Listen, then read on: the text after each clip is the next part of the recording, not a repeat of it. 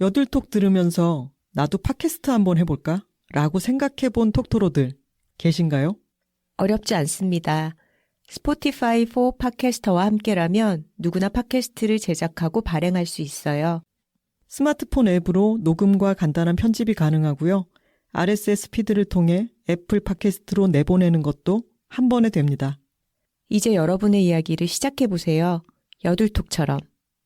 스포티파이 4 팟캐스터가 여러분을 도와줄 거예요. 지금 바로 스포티파이 4 팟캐스터를 앱스토어에서 다운받고 시작해보세요. 심지어 무료입니다.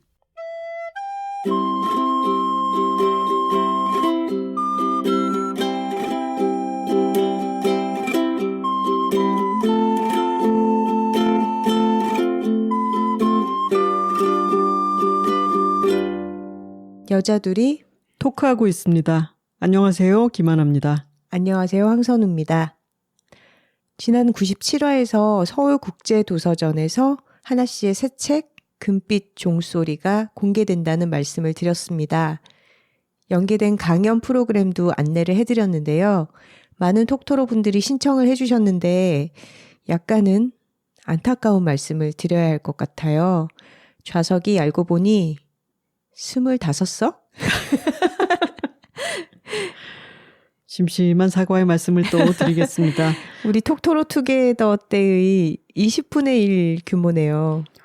저희 편집자님이 국제도서전 큰 강연장에서 강연이 가능하겠냐라고 물어보시고 또 선우 씨가 사회를 하는 것이 가능하겠냐고 타진을 해오셔서 저는 약간 규모가 있는 행사라고 생각하고 있었는데 그 사이에 뭐가 바뀐 건지 저도 추첨을 통해서 25분을 모시는 건 줄은 나중에야 안 거예요.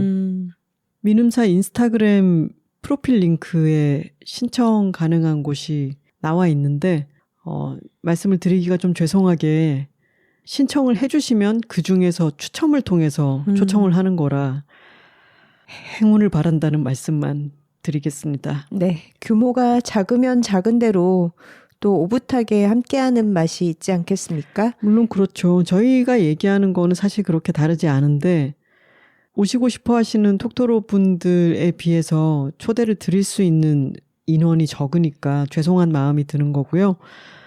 하지만 강연 끝나고 나서 아마도 민음사 부스 쪽에서가 아닐까 싶은데 사인회도 마련이 돼 있어요.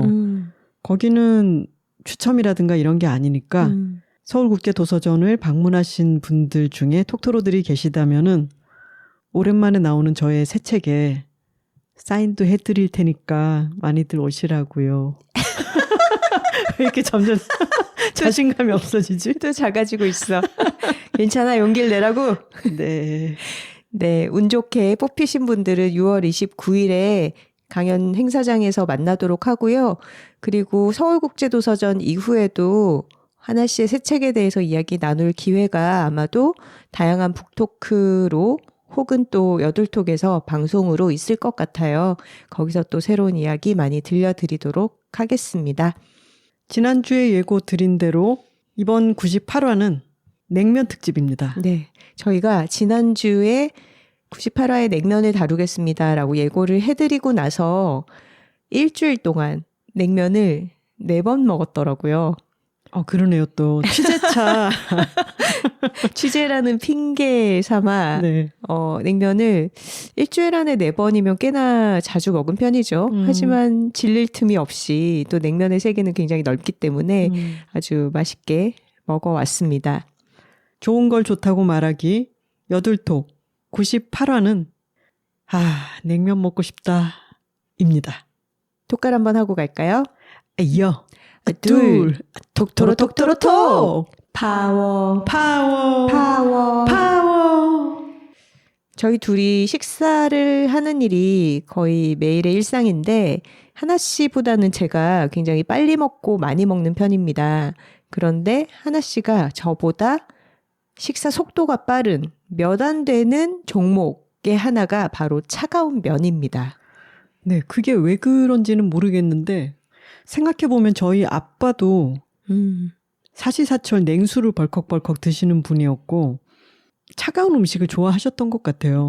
술을 좋아하셔서 또 해장이 필요한 상태가 자주 계셨기 때문 아닐까요? 물론 냉면은 좋은 해장 음식이기도 하지만 보통은 뜨끈한 국물을 먹으면서 해장을 많이 하지 않나요? 생각해보니까 저희 아빠는 뜨끈한 국물은 그렇게 많이 좋아하는 편은 아니셨던 것 같아요. 저는 종류를 불문하고 시원한 종류의 면이 있으면 그 면을 먹는 동안 입안이 시원하잖아요. 그것 자체를 좋아하는지 정신을 차리고 보면은 한 그릇을 뚝딱 비운 경우가 많았어요. 맞아요.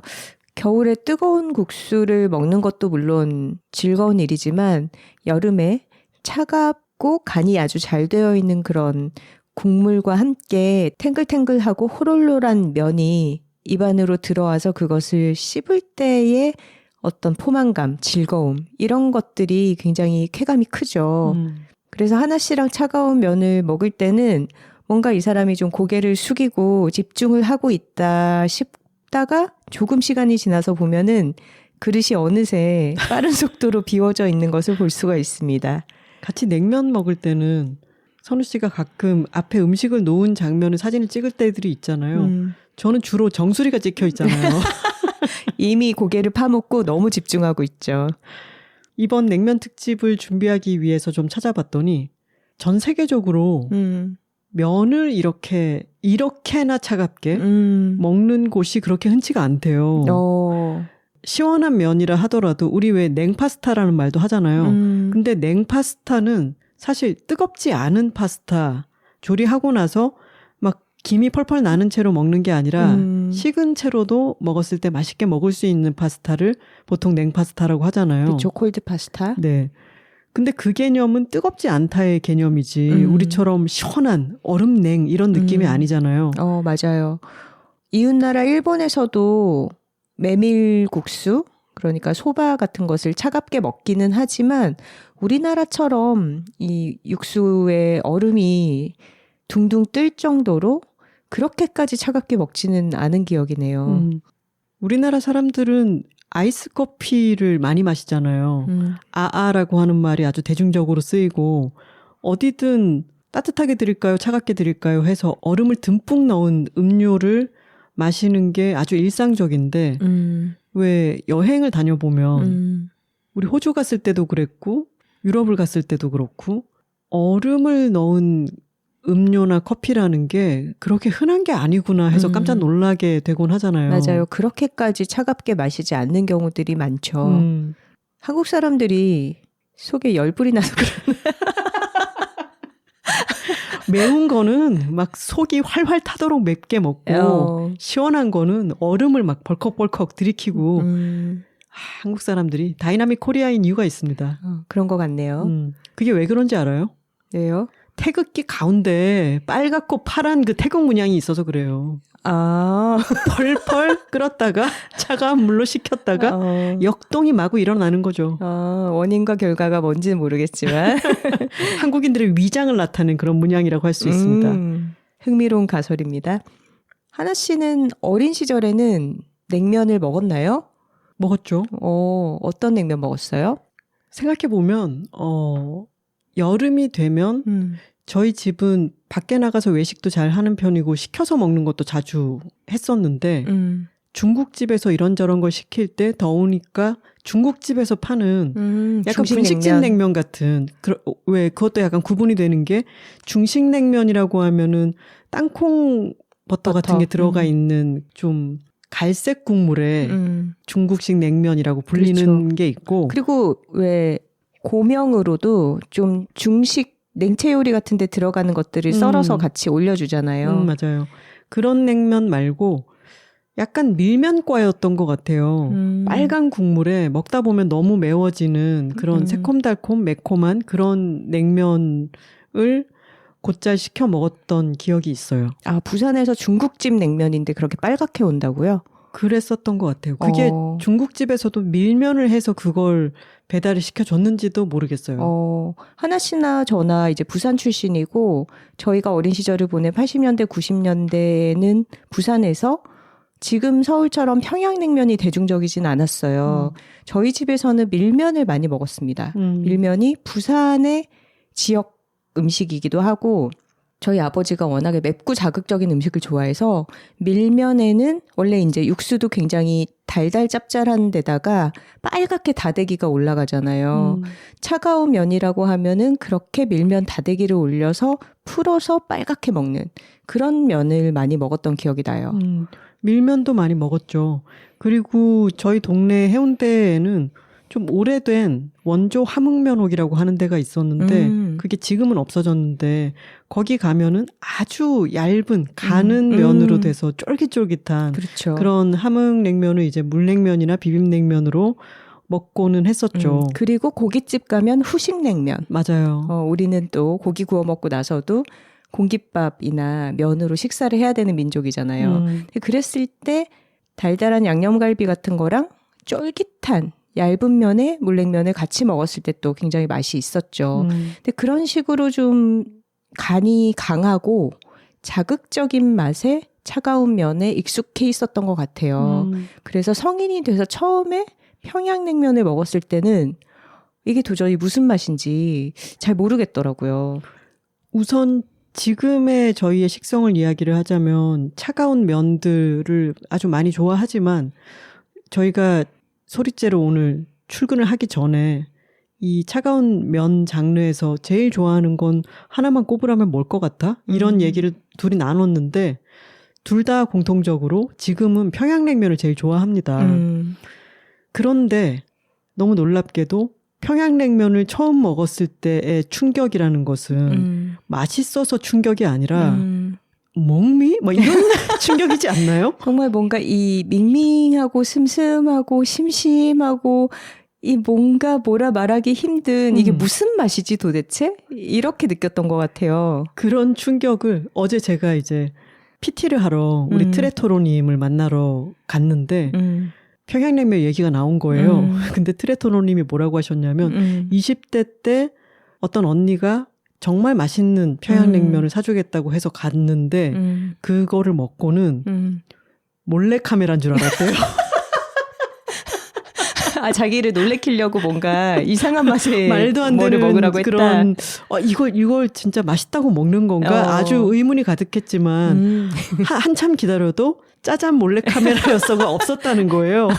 물음표가 가득한 채 그 한 그릇을 먹었다는 이야기를 했는데 저도 제일 처음 평양냉면을 먹은 거는 제가 첫 회사를 다닐 때 그러니까 2000년에서 2003년 사이겠네요. 그때 회사가 이태원에 있었기 때문에 점심을 먹으러 팀 사람들이랑 같이 장충동 평양면옥에 갔어요.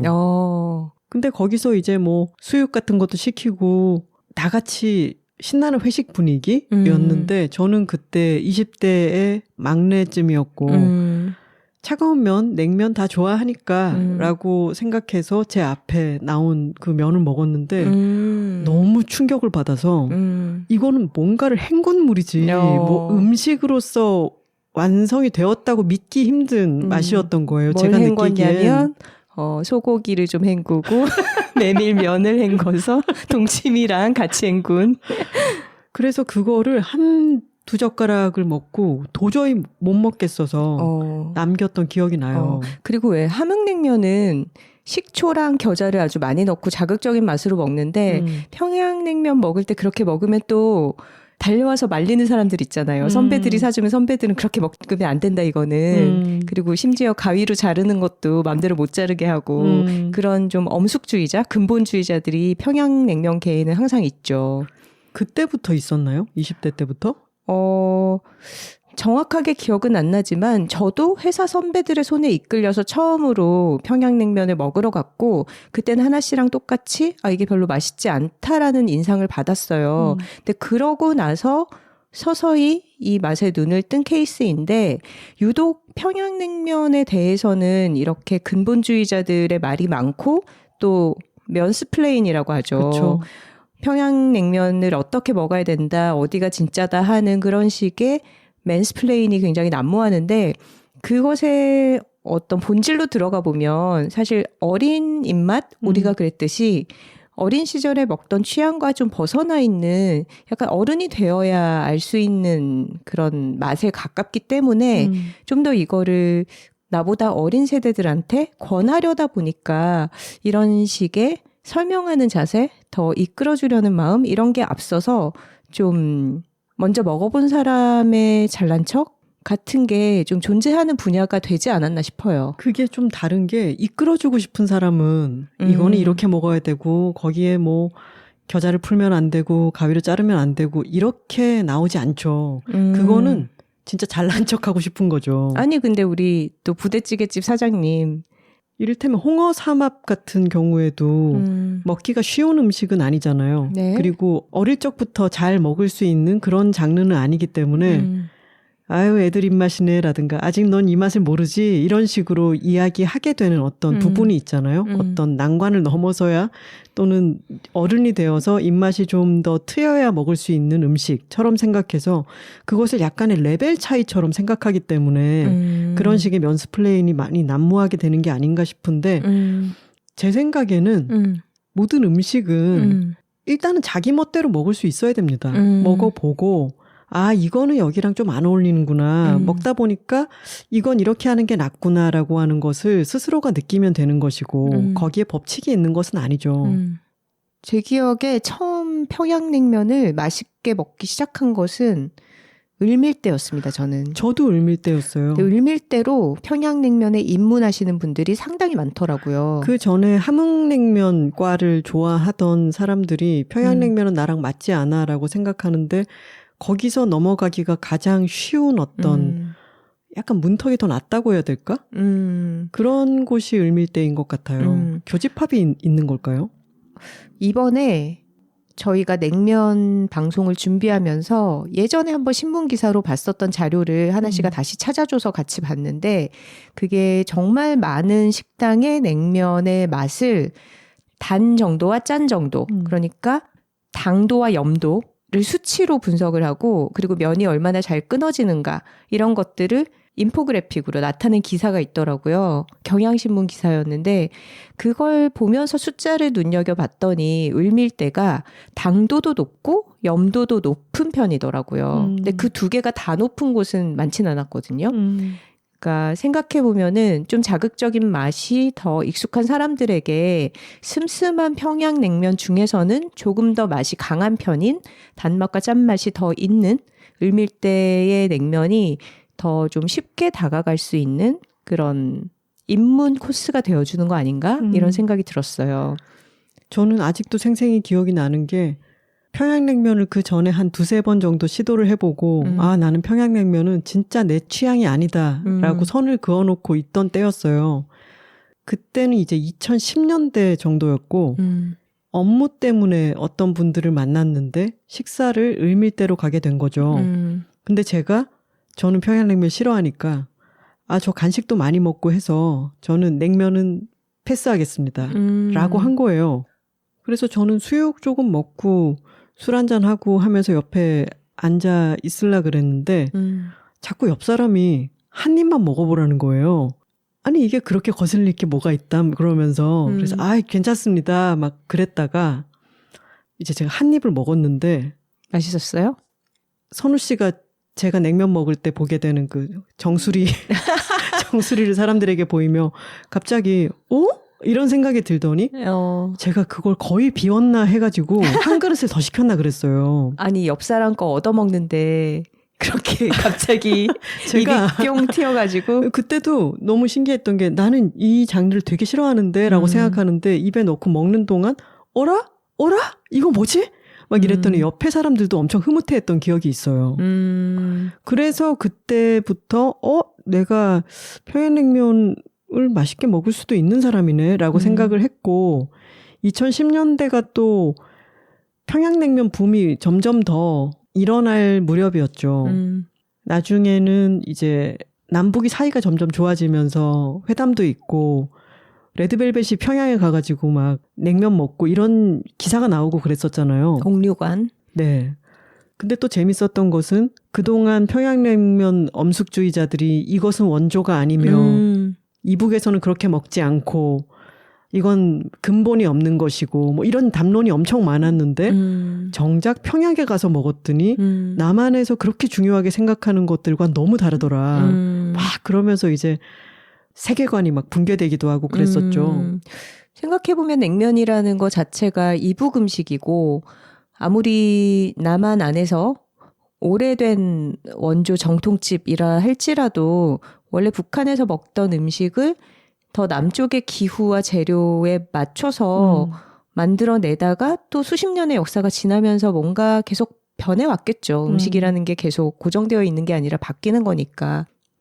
그래서 선우 씨와 제가 평양냉면 중에서는 어딜 좋아하느냐라고 얘기를 나눠보고 또 같이 먹으러도 많이 다니고 하다 보니까 서로 입맛이 좀 비슷하잖아요. 그래서 저희는 필동면옥이라든가 저희는 사실 뭐 이를테면 의정부계로 불리는 필동면옥, 을지면옥 뭐 이런 쪽을 특별히 선호한다든가 이런 게 아니라 우레옥도 좋아하고 두루두루 잘 먹죠. 그쵸? 두루 좋아하는데 그래도 꼭 집어서 어디 냉면이 제일 좋냐라고 하면은 저는 필동면옥이라고 오랫동안 말을 해왔어요.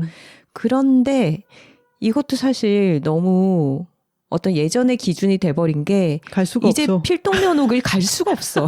줄이 너무 길어서 어쩌다 한번 뭐 그 근처를 지나거나 해서 또 냉면이라는 게 막 파인다이닝은 아니잖아요. 우리가 냉면 값이 물론 지금 가격이 막 15,000원 이렇게 올라서 굉장히 비싸지기는 했지만 그래도 일상적으로 좀 편하게 먹을 수 있는 그런 느낌의 음식인데 이게 너무 인기가 많아지니까 이제는 뭐 근처 갔다가 한번 먹어볼까? 뭐 내지는 오늘 갑자기 냉면 어때? 이런 식으로 해서 가서는 되게 쉽게 먹기 힘든 음식이 돼버린 것 같아요. 특히 몇 군데의 굉장히 인기 있는 노포들은. 그래서 필동면옥도 먹어본 지가 너무 오래됐고 저는 필동면옥의 제육을 되게 좋아하고 그 제육 찍어 먹는 장이 참 맛있다고 생각하는데 그 맛이 삼삼해 이제 기억이 가물가물해. 언제 다시 내가 죽기 전에 먹어볼 수 있을까? 막 이런 생각을 하며 작년인가 재작년인가에 선우 씨랑 같이 먹으러 갔다가 사람이 너무 많아서 완전 근처에도 뒷발질치면서 못 가고 나왔죠. 그리고 을밀대도 이제 그런 곳이 됐죠. 을밀대가 마포 아트센터랑 가깝잖아요. 네. 대흥역 근처에 있는. 그래서 마포 아트센터에 공연을 보러 갈 때는 그 근처에 별로 먹을 만한 데가 없기 때문에 을밀대에 들르면 참 좋은 코스인데 그 공연과 상관없이 냉면 먹으러 온 사람들의 줄이 더군다나 이제 을밀대 같은 곳은 공간도 아주 협소해서 골목을 따라서 막 줄이 서 있잖아요. 그런 걸 보면은 이제 아주 빠른 속도로 포기를 하게 되죠. 근데 최근에 우레옥 같은 곳은 이제 대기번호라도 발행을 해서 그래도 대기표를 받아두고 근처에서 다른 볼일을 보면서 기다리는 거는 가능해졌더라고요.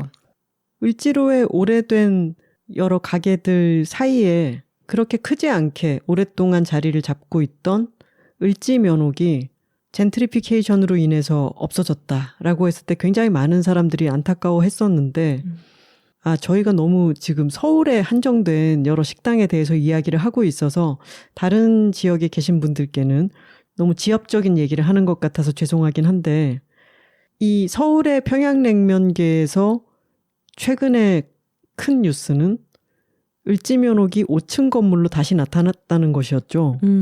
지금 매일매일 줄이 길게 늘어서고 있는데 저희가 마침 또 며칠 전에 갔다 왔습니다. 이 98화를 준비하기 위한 취재 차원에서 브레이크 타임이 끝나기 전쯤에 좀 어중간한 시간에 갔더니 그래도 줄이 좀 길긴 했지만 그렇게 오래 기다리지 않고 먹을 수가 있었죠. 줄을 서 있는 사람들의 면면은 아주 다양했습니다. 젊은 사람들도 있었고 나이가 지긋해 보이는 분들도 있었고 근처에서 오신 분들도 있는 것 같고 멀리에서 한번 먹어나 보자 하면서 오신 분들도 있는 것 같았죠. 저는 그게 너무 웃겼어요. 저희 앞에 줄을 서 있는 분들이 대기 시간 동안 아무래도 바로 옆에 있다 보니까 그들의 대화를 본의 아니게 듣게 되잖아요. 근데 남자 1명에 여자 2명인 20대 사람들이었는데 그 남자분이 여성 동행들한테 막 그런 얘기를 하는 거예요. 냉면 이거는 너무 허세가 심해. 그러면서 본인도 그 허세에 그러니까 동참하기 위해서 줄을 서 있는 거군요. 그러니까 이게 평양냉면의 맛이라는 게 사실 그렇게까지 섬세하게 구분하기 힘들다라는 주장을 하는 것 같았어요. 그러면서 막 냉면 맛이 어쩌고 저쩌고 하는 사람들한테 인스턴트 냉면 삶아서 갖다 주면은 구별이나 할 수 있을 것 같아? 라고 굉장히 또 허세스럽게 동행들한테 얘기를 하고 있더라고요. 그래서 참 냉면이 이런 재밌는 얘기거리가 많은 분야가 됐구나 싶었습니다. 평양냉면은 맛이 참 좀 오묘하긴 합니다. 저는 평양냉면의 맛은 아주 중요한 부분이 어떤 비어있음 같아요. 아, 여백의미? 네. 이게 맛이 촘촘하게 꽉 차 있지 않고 그래서 처음에 먹자마자 첫입에 아이 맛있다 이런 느낌이 막 착착 붙게 생기지는 않지만 아주 오묘한 매력이 있고 다시 생각이 나고 또 먹고 나면은 배불리 먹고 나도 속이 편안한 게 있죠. 평양냉면의 맛은 그 평양냉면 색깔 같지 않습니까? 약간 은은하니 투명하니 회색빛에 그 보통 스덴 그릇에 담겨 나오는 그런 놋그릇이기도 하고 진하지 않은 그런 약간 중간 톤의 회색 같은 그 느낌이 바로 평양냉면의 맛인 것 같아요. 거기에는 약간의 알 수 없음이랄까. 그리고 배합에 따라서 이 매력이라고 하는 게 아주 미묘한 차이들이 있는데 이것은 어떤 맛이지라고 쉽게 설명을 할 수 없는 그런 알 수 없음이 중앙에 자리하고 있는 맛이어서 이상한 매력을 가지고 있긴 한 것 같아요. 여러 가지 재료의 배합에 그 가게마다의 맛의 비결이 들어가 있겠죠. 어떤 냉면 가게는 육수를 소고기로만 내기도 하고 어떤 곳은 소와 돼지를 둘 다 쓰기도 하고 어떤 곳은 동치미 국물이랑 섞기도 하고 또 그런 배합에서 각 가게마다의 맛의 비결이 나오겠죠. 제가 좋아하는 계열의 가게들을 보면은 필동면옥이나 을지면옥이나 아니면 예전 회사 근처에 있어서 자주 갔던 진미평양냉면 같은 곳들은 대부분 소와 돼지 육수를 같이 냅니다. 그걸 어떻게 알 수 있냐면 그 꾸미라 그러죠. 냉면 위에 고기를 한 2점 정도 띄워주잖아요. 근데 어떤 곳은 소고기만 띄워주고 어떤 곳은 소 한 조각, 돼지 한 조각 이렇게 올라가 있는데 그게 소, 돼지 같이 올라가 있는 곳들은 육수도 그렇게 쓴다고 보시면 되고요. 그리고 대부분은 메뉴에 소고기 수육, 돼지고기 제육 메뉴가 있는데 그게 바로 육수와도 연관이 되어 있죠. 그 고기를 쓰는 것에 따라서 요리 메뉴에도 그 고기가 사용이 됩니다. 이 평양냉면의 형식이라는 걸 보면 메밀로 만든 국수가 있고 김치무라고 하죠. 절인 무? 네, 얇게 저며서 절인 무가 올라가고 배가 한 조각 들어가 있는 경우들이 있고 오이가 올라가는 경우가 있고 안 올라가는 경우도 있고 그리고 제육이나 수육이 한두 점씩 올라가 있죠. 약간 고춧가루를 뿌리거나 파가 살짝 들어가 있는 곳도 있고 약간의 베리에이션이 있는데 약간 밍밍한 듯한 그 형식이 평양냉면을 구성하고 있습니다. 여기서 평양냉면 하면 떠오르는 시인이 있죠. 백석? 네. 백석은 평안도 출신인데 잠깐 여기서 북한의 지리 강의를 해보자면은 냉면을 얘기할 때 함흥냉면, 평양냉면을 얘기하잖아요. 그 함흥냉면이 있는 함흥 이쪽은 함경도입니다. 함경도는 우리나라 지도를 봤을 때 가장 오른쪽으로 높이 솟아있는 곳, 그쪽이 함경도고 그 중에서도 함흥은 가장 남단에 있는 곳이라고 해요. 그리고 지도상에서 봤을 때 왼쪽 편, 그러니까 서쪽 편에 있는 데가 평안도입니다. 평안도 밑에가 황해도고 황해도 아래가 경기도죠. 경기도. 백석이 살았던 곳은 평안도의 정주라고 하는 곳인데 여기서는 냉면이라고 따로 일컫지 않았다고 해요. 이제 메밀을 수확하는 게 늦가을이고 그리고 국수를 만드는 게 개인이 할 수 있는 그런 게 아니라 마을 사람들이 다 모여가지고 협동 작업을 해야 먹을 수 있는 그런 음식이었기 때문에 그 동네에서 겨울철에 국수를 먹는다라고 하면 그게 자동적으로 냉면이었던 거죠. 백석의 국수라고 하는 시가 있습니다. 부분 읽어보도록 하겠습니다. 국수, 백석. 눈이 많이 와서 산의 새가 벌로 나려 먹이고 눈구덩이에 토끼가 덜어 빠지기도 하면 마을에는 그 무슨 반가운 것이 오는가 보다. 한가한 애동들은 어둡도록 꿩사냥을 하고 가난한 엄매는 밤중에 김치 가재미로 가고 마을을 구수한 즐거움에 사서 은근하니 흥성흥성 들뜨게 하며 이것은 오는 것이다.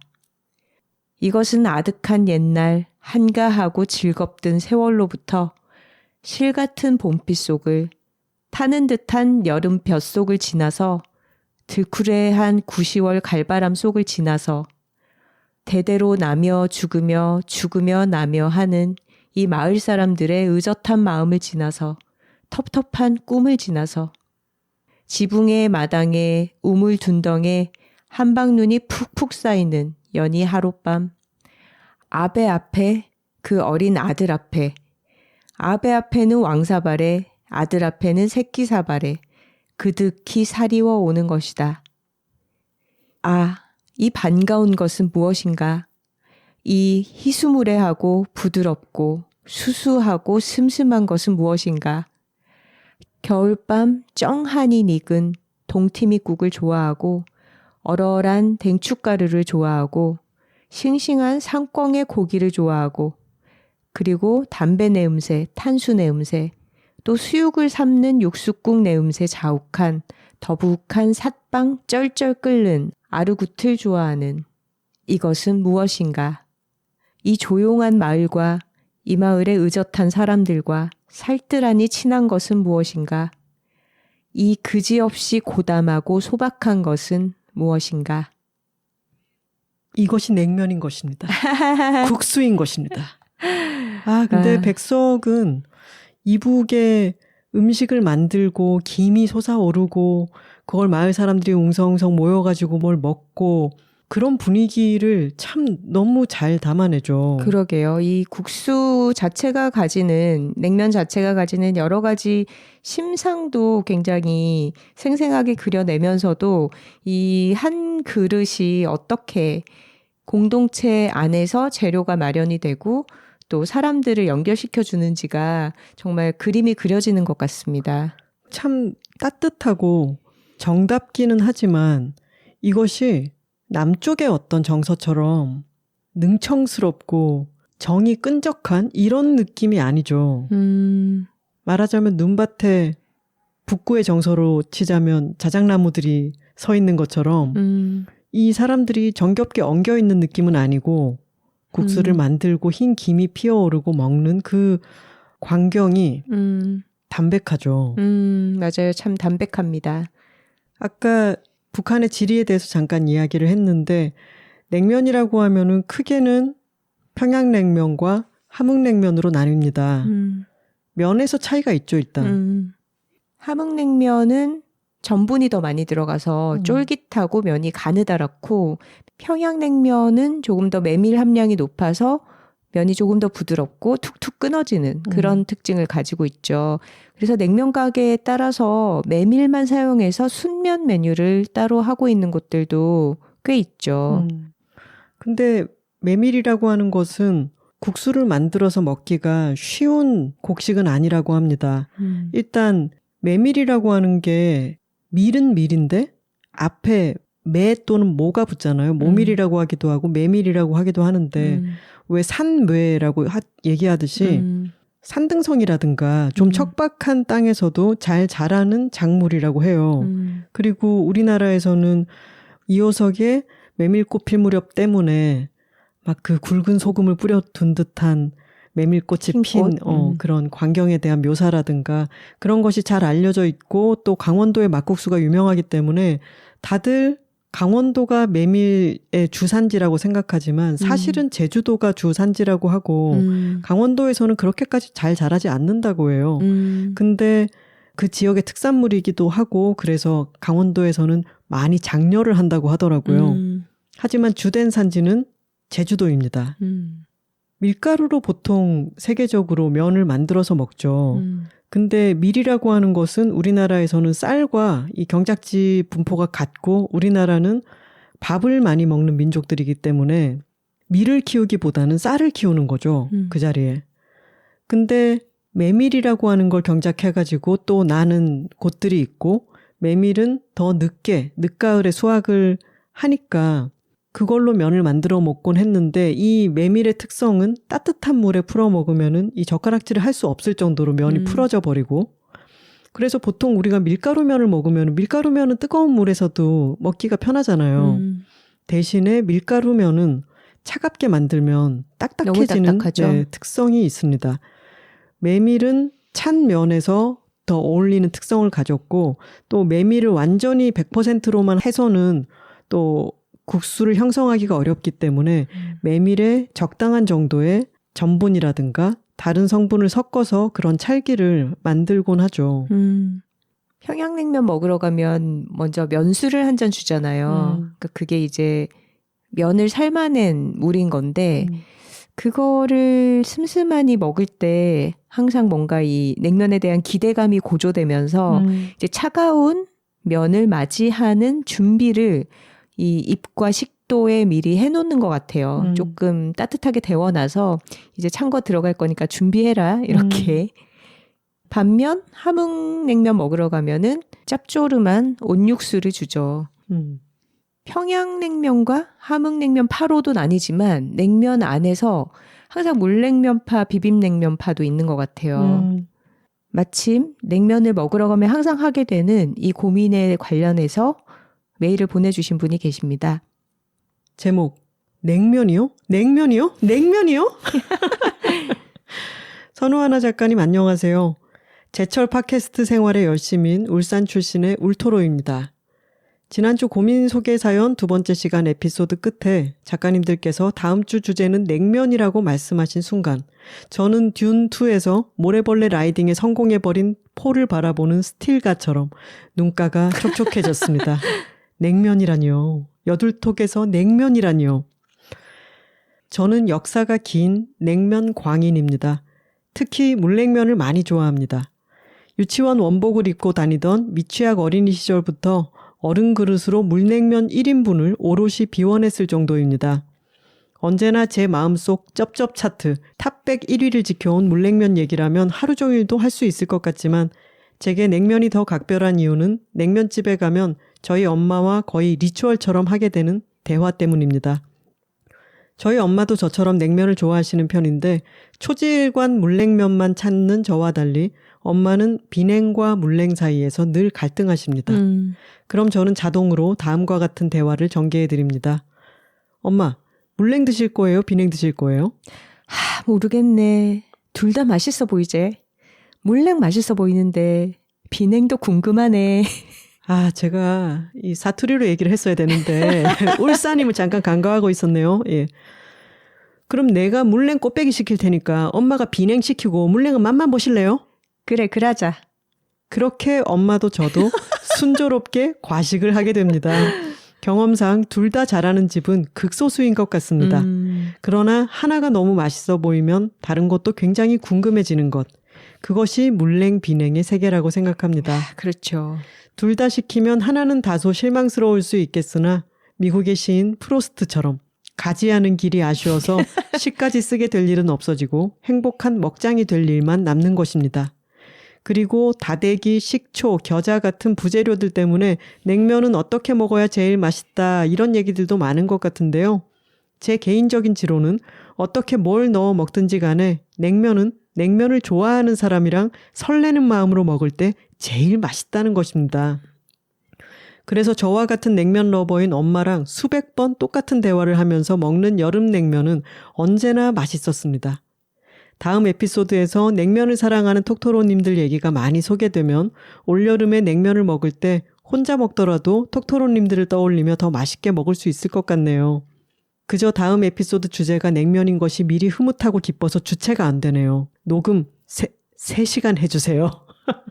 이 울토로님 메일 읽고 또 제 얘기인 줄 알았어요. 저랑 엄마랑 하는 대화인데, 근데 저희 엄마도 항상 비빔냉면에 대한 미련을 못 놓고 늘 제가 부추기면 엄마는 비냉을 시키고 제가 물냉을 시켜서 나눠 먹는 쪽이거든요. 근데 엄마랑 그렇게 참 맛있게 먹었던 비빔냉면이 진주에 하연옥이라는 냉면 가게가 있습니다. 근데 저희 아빠 산소가 그 근처여서 이제 아빠 만나러 갔다가 오면은 진주에 들러서 냉면을 한 그릇 먹고 오는데, 하연옥은 또 특이한 게 진주 냉면이라는 장르가 있잖아요. 이 진주 냉면은 육수 맛이 또 훨씬 진하고 육전이 올라가는 게 특징입니다. 맞아요. 지금 약간 침이 돌아가지고 말하기가 되게 힘든데, 근데 이 육전의 특징이 고소하고 기름지잖아요. 근데 비빔냉면의 경우에는 이렇게 좀 고소한 소고기 기름기가 있는 부위랑 같이 먹을 때 이 매운 양념을 조금 다스려줘서 더 부드러운 맛을 내면서 훨씬 조화로운 것 같아요.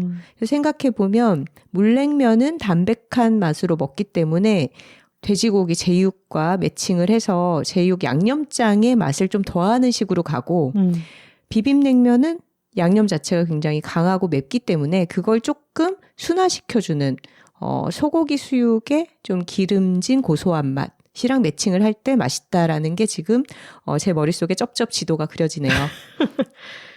진주 쪽이 간을 좀 세게 해서 먹잖아요.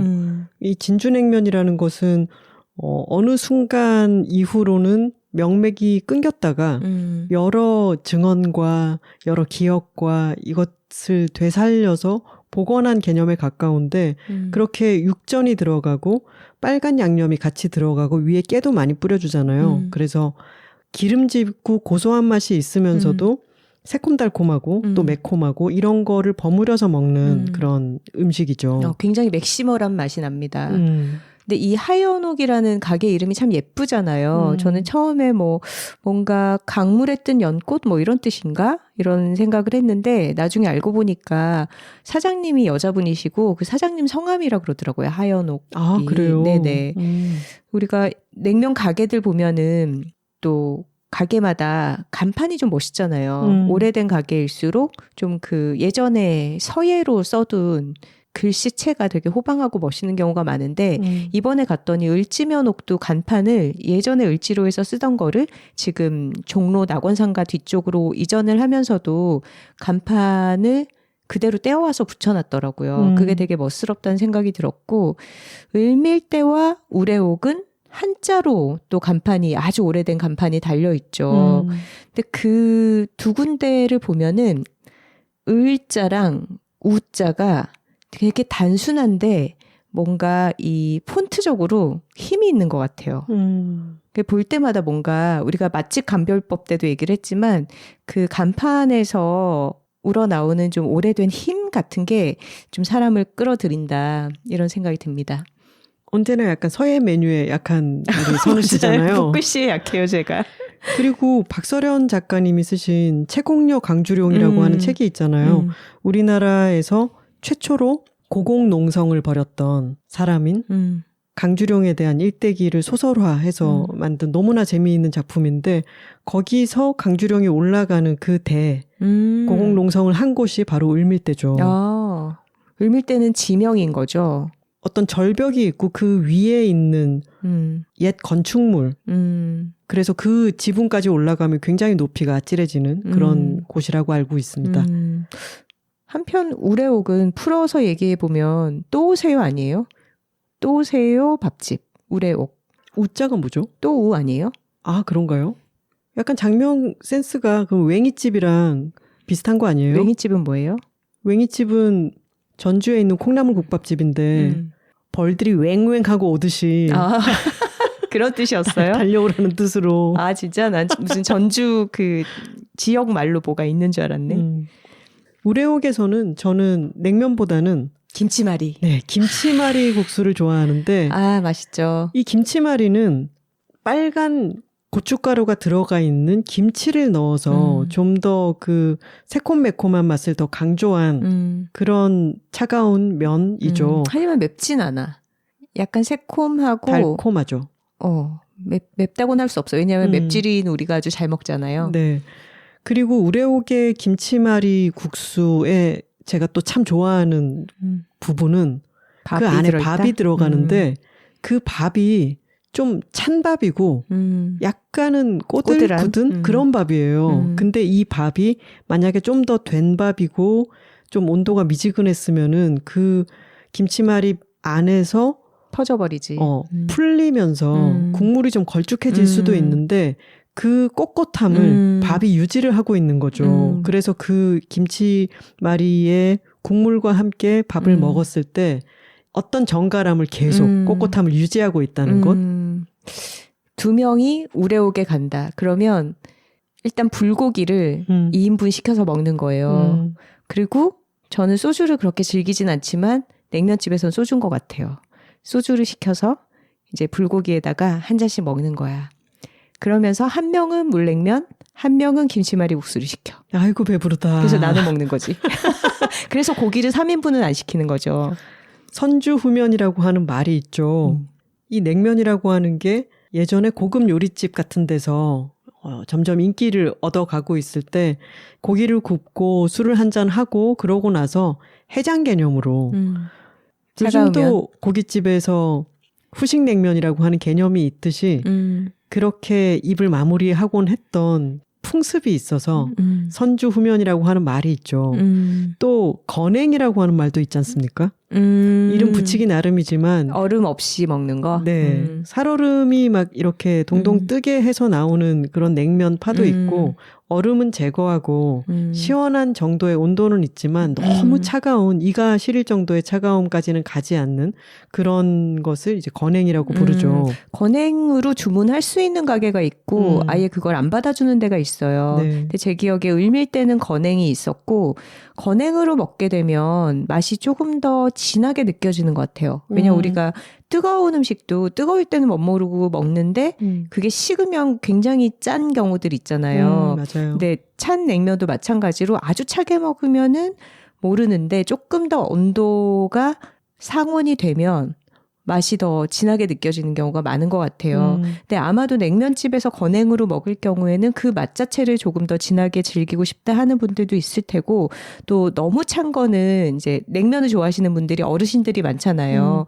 이북에서 오신 분들도 많고 너무 찬 건 또 치아에 부담이 되기 때문에 좀 덜 차게 드시려는 거 아닌가? 그런 이유도 있겠죠. 저희 집에서 그렇게 멀지 않은 여의도의 대형 교회죠. 순복음 교회 앞에 보면 정인면옥? 원래는 광명에 있었던 정인면옥이 아주 커다랗게 있는데 늘 사람이 북적북적하죠. 근데 거기를 점심시간이 되기 전에 일찍 가면은 순면을 팔거든요. 근데 순면은 빨리 동나요. 그 순면을 제가 한 2-3번 먹어봤는데 그냥 면과 순면의 차이는 확실히 메밀 함량이 높아서 부드럽게 느껴지고 그리고 메밀 향이 더 나요. 그래서 순면을 먹으면은 좀 뭐라 말할 수 없이 더 백석스러움이 느껴지면서 순순하달까? 그런 차이점이 있더라고요. 제가 또 좋아하는 부산에 있는 메밀국수집 면옥향천. 아, 네. 거기도 순면을 팔아요. 거기는 이제 냉면집은 아니고 메밀국수랑 뭐 돈가스 같은 거 하는 아주 작은 동네 가게인데 거기도 메밀국수 아주 맛있죠. 맛있게 먹었던 기억이 납니다. 차가운 면에서 우리가 냉면만 이야기할 것이 아니라 다른 이야기들도 하겠다라고 말씀드렸는데 저는 메밀국수도 너무 좋아해요. 근데 재밌지 않나요? 메밀국수라고 할 때는 메밀국수인데 냉메밀이라고는 안 하고 냉모밀이라고 했고 그러네. 근데 모밀국수가 이제 맞춤법이 정정된 게 메밀국수인 거죠? 정확하게 모르겠네요. 여튼 냉메밀이라고 하면은 되게 어색하게 느껴진다는 것만 알겠습니다. 메밀국수라고 하기도 하고 우리 어렸을 때는 모밀국수라고도 많이 했죠. 저는 이 메밀국수를 맨 처음 먹었던 게 또 생생히 기억이 나는데 제가 초등학교 때였고요. 엄마랑 같이 고속버스 터미널에 가서 약간 대기를 해야 되는 때였어요. 근데 거기 터미널에 있는 음식점이 뭐 그렇게 막 맛있거나 한 그런 곳은 아니었을 텐데 제가 이렇게 면을 찝어가지고 간장에 적셔서 먹는 그 메밀국수라고 하는 장르를 처음으로 먹었는데 이게 너무 신기하고 재밌고 맛있었던 거예요. 자루소바라고 하는. 네. 그리고 저는 어렸을 때도 이 찬 면을 먹는 거를 좋아하는 특성이 있었기 때문에 와, 이게 너무 맛있는 어떤 맛의 세계로구나라고 느꼈던 기억이 나요. 그 이후로 지금까지도 저는 메밀국수는 또 다 냉모밀 이런 거 다 너무 좋아하죠. 예전에 교보문고 강남점 바로 뒷골목에 지금 이름이 가물가물한데 거기가 굉장히 오래된 가게이고 정말 허리가 굽은 할머니 사장님이 계신 곳이었거든요. 근데 약간 일본식 메밀국수 말고 진하게 멸치 육수 우려내가지고 그렇게 찍어 먹는 되게 짭조름하고도 달큰한 그런 장국을 주는 또 침이 고여서 근데 거기가 한 강남교보 생기고 나서 계속 거기 다녔는데 어느 날 없어졌더라고요. 사장님이 돌아가셔가지고. 근데 그런 가게가 참 많죠. 오랫동안 맛을 이어오다가 이제 본인의 원칙대로 가게를 운영하시던 사장님이 돌아가시면서 문을 닫게 되거나 아니면 맛이 변하거나 이런 것들이 참 많은 것 같아요. 강남 교보 하니까 또 생각이 나는 게 광화문 교보 근처에 옛날에 있던 곳에서는 지금 자리를 조금 옮겼지만 미진이라고 하는 메밀국수집이 있잖아요. 근데 그게 저희 엄마가 서울에서 대학을 다닐 때 그 집이 있었다는 거예요. 아, 정말 오래된 데네요. 그래서 저랑 광화문 교보 옆을 지나다가 간판을 보고 이것도 이제 꽤 오래전 일인데 엄마야 이게 아직도 있네 그러면서 저랑 같이 들어가서 먹었던 적이 있어요. 그 오래된 집이 계속 남아있다는 것은 그 맛이 물론 조금씩 변해가기는 하겠지만 그런 추억이 계속 살아있다는 거죠. 완전히 잊힐 수도 있는 어떤 것이 다시 되살아나기도 하는 거니까요. 맞아요. 그리고 시청역 옆에 또 유림면이라고 거기도 좀 오래된 국수집 있잖아요. 거기도 가면 이제 한 명은 돌냄비 우동, 한 명은 자루소바 시키고 이제 비빔국수 반찬으로 먹어야죠. 아까 얘기했던 것처럼 이북에서는 이 음식이 여름 음식이 아니라 겨울 음식이었다 이런 얘기를 했잖아요. 근데 지금은 우리가 겨울보다는 여름이 됐을 때 훨씬 더 냉면을 많이 즐기잖아요. 냉면의 계절이 왔다 그러면은 그건 여름이고.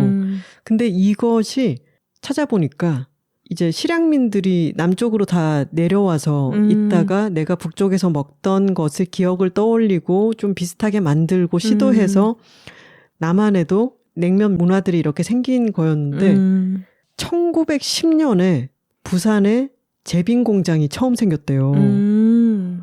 굉장히 일찍 생겼네요, 생각보다. 근데 또 우리는 너무 여기 이제 냉장고가 있는 생활에 익숙해져 있으니까 아, 냉면은 여름에 당연히 맛있지 않나 이런 생각을 하지만 아, 그치. 옛날에는 뭐 서빙고 동빙고 이런 것도 임금님한테 그쵸. 얼음을 진상하고 이럴 때나 썼던 거였지.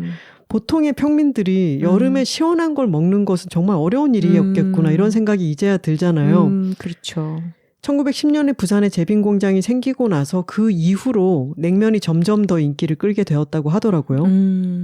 참 그러고 보면 사람들이 해외에서 들으시는 톡토로들도 많이 계실 텐데 본인의 고향을 떠나서 세계 곳곳에 가서 정착해서 살면서 정말 기억하는 맛을 재현해서 먹으려는 그런 의지 같은 것, 노력 같은 게 식문화를 세계적으로 다양하게 서로 섞이게끔 많이 견인해 왔던 것 같아요. 생각해보면 굉장히 강한 힘 아닌가요? 그렇죠. 그런 게. 그렇죠. 톡토로 메일 하나 더 읽어보겠습니다. 안녕하세요 작가님들. 부산에서 태어나고 양산에 살고 있는 양산 톡토로입니다. 작가님들이 공개방송에서도 냉면 특집을 해볼까 하는 이야기를 하셨는데 드디어 그날이 왔군요. 97화 말미에 냉면 특집에 대해 소개하시면서 다른 차가운 면들도 좋다고 하셔서 저도 처음으로 사연 보내봅니다. 저희 최애 차가운 면은 밀면입니다. 어릴 때부터 냉면보다는 밀면이 익숙했고 자영업을 하시는 부모님 밑에서 자라서 여름만 되면 저희 주식이 밀면이 될 정도로 밀면을 좋아합니다. 물 밀면도 좋고 비빔 밀면도 좋지만 요즘은 물비빔으로 육수가 적게 들어간 밀면을 좋아합니다. 작년에 대전에 놀러 갔을 때 후배와 대전 근교의 식당에 가서 밀면을 시켜본 적이 있습니다. 충청권에서 물밀면을 팔길래 주문을 해봤는데 결론은 실망이었습니다. 경상권에서의 밀면은 다대기가 들어가야 하는데 그곳의 밀면은 다대기가 없는 밀면이었어요. 뭔가 밍밍한 느낌이 들어서 얼마 먹지 않았던 기억이 납니다. 부산에서는 돼지국밥이나 다른 국밥을 먹을 때에도 꼭 다대기를 넣어 먹는데 다른 지역에 가면 그냥 새우젓만으로 간을 해서 아쉬울 때가 많습니다. 경상도인들은 왜 다대기를 좋아하는지 갑자기 궁금해지네요. 점점 더워지는 요즘 살얼음 동동 띄워진 밀면 한 그릇 아빠한테 해달라고 해야겠습니다. 이상입니다 하셨어요. 맞아요. 부산 쪽이 다대기를 많이 먹습니다. 그렇죠. 저희 아빠도 맵고 자극적인 음식을 좋아해서 밀면을 즐겨 드시고 다대기를 정말 다 풀어서 먹었던 것 같아요. 근데 저는 갈수록 매운 음식을 못 먹게 돼서 요즘은 밀면 같은 것도 당연히 다대기를 좀 적게 달라고 하거나 아니면 나온 다대기를 좀 덜어놓고 먹는 편이고 순대국밥집 같은 데 가도 보통 다대기가 기본적으로 들어가서 나오면 그거를 굉장히 세심하게 덜어내고 먹는 편입니다. 저도 그렇죠. 이 밀면이라고 하는 게 아까 얘기했던 그런 내가 내 고향에서 나던 재료로 먹었던 것들의 기억을 새로운 곳에 가서 재현하려고 하다 보니까 태어난 그런 장르죠. 실향민들이 그 냉면에 대한 기억들을 갖고 있었는데 부산 쪽에 굉장히 많이 피난을 와 있었죠. 근데 여기는 메밀을 구할 수가 없어요. 밀가루는 근데 그 당시 많았죠. 밀가루 하면 나는 아주 인상적이었던 게 선우 씨 어머니께 우리 엄마 성당 다니기 시작한 이야기? 아주 독실하게 성당에 다니시는 분이어서 어머니는 어떻게 성당을 다니시게 됐어요? 했더니 말씀을 들려주신 게 당시에 이태리에서 온 신부님이 1960년대 자전거를 타고 다니면서 밀가루 같은 것도 많이 보급을 해주고 그때는 이제 한국이 전쟁 이후에 아주 어려웠던 시기였으니까 그런 활동들을 할 때 그때부터 성당에 관심을 갖고 가게 되었다. 이렇게 말씀을 하셨잖아요. 우리 엄마나 나나 비슷하게 먹을 게 굉장히 모티베이션이 되는 편이에요. 근데 저는 이태리 신부님이 막 백발이었고 그랬는데 그런 신부님이 밀가루를 싣고 이 작은 나라에 전쟁 이후에 아주 궁핍한 나라에 와서 신부복을 입고 자전거를 타고 다니면서 이거를 보급하려고 하고 하는 장면이 영화처럼 보이는 것 같아요. 그렇게 이제 수도원 같은 데서 만들어서 파는 치즈, 소세지 이런 게 맛있는 이유가 다 있는 거죠.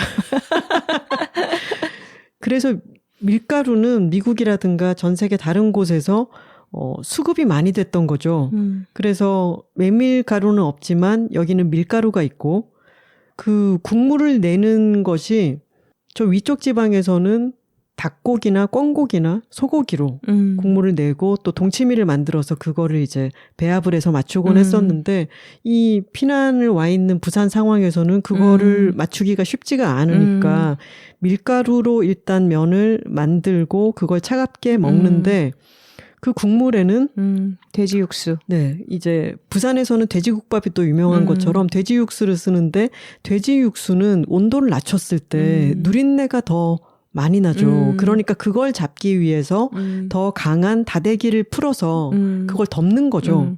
그리고 밀면 먹어보면 육수 자체도 한방 재료 같은 거 많이 넣잖아요. 맞아요. 왜 한약재 맛 같은 거 나지 않나요? 네. 우리 그 부산역 앞에서 갔었던 초량밀면도 되게 맛있게 먹었는데 한약재 맛이 좀 난다 싶었잖아요. 그런 게 이제 그런 돼지고기 누린내를 좀 잡기 위한 재료겠죠. 그렇게 거기서 가능한 걸로 비슷하게 실험을 하고 재현을 해서 새로운 밀면이라고 하는 장르가 태어났는데 이 장르가 그 안에서 또 발전을 거듭하겠죠. 그래서 지금 저희도 여름에 부산에 가면은 이곳저곳에서 밀면을 먹는데 밀면은 냉면과는 이제는 다른 독자적인 나름의 맛과 세계가 있습니다. 맞아요. 그러고 보면 밀면이랑 또 맛은 되게 다르긴 하지만 좀 비슷하게 다대기를 넣는 종류의 국수가 막국수 아닌가요? 비빔에도 물에도 다대기가 들어가잖아. 그리고 그렇죠. 동치미 육수를 양을 조절해가면서 자기 맘대로 좀 커스터마이즈해서 먹을 수 있는 게 또 막국수죠. 맞아요. 톡토로들이 시원한 면, 차가운 면에 대해서 좋아하는 면을 얘기를 해달라고 했더니 막국수 얘기를 굉장히 많은 톡토로들이 보내주셨습니다.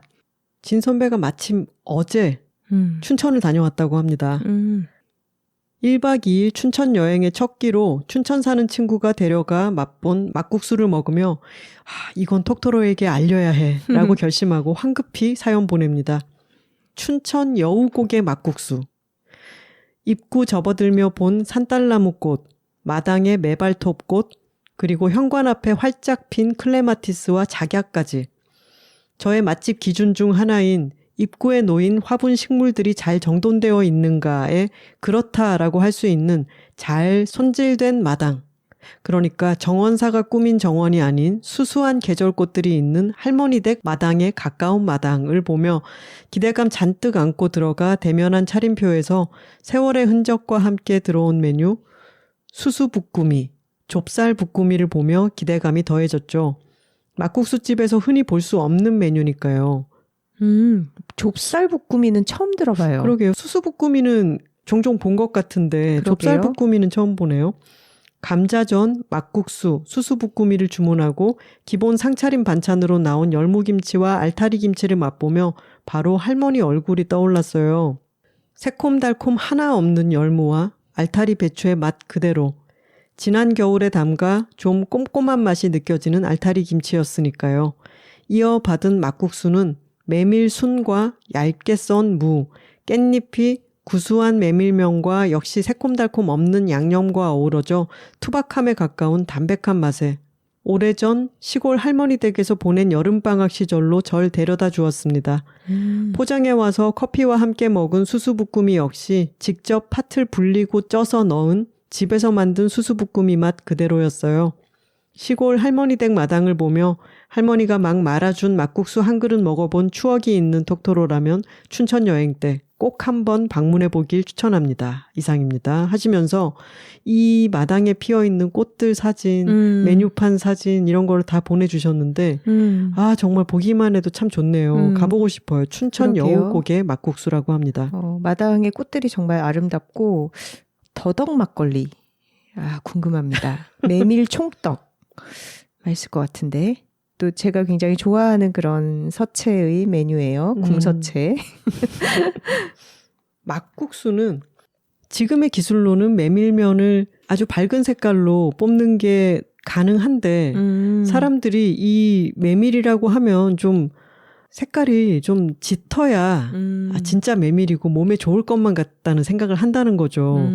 우리가 막국수를 떠올리면 그 면 색깔이 좀 진하잖아요. 그렇죠. 너무 새하얗게 있으면 그게 왠지 막국수일 것 같지가 않고. 근데 이 막국수라고 하는 것은 메밀을 가루를 낼 때 메밀 껍질이 색깔이 짙은 편이잖아요.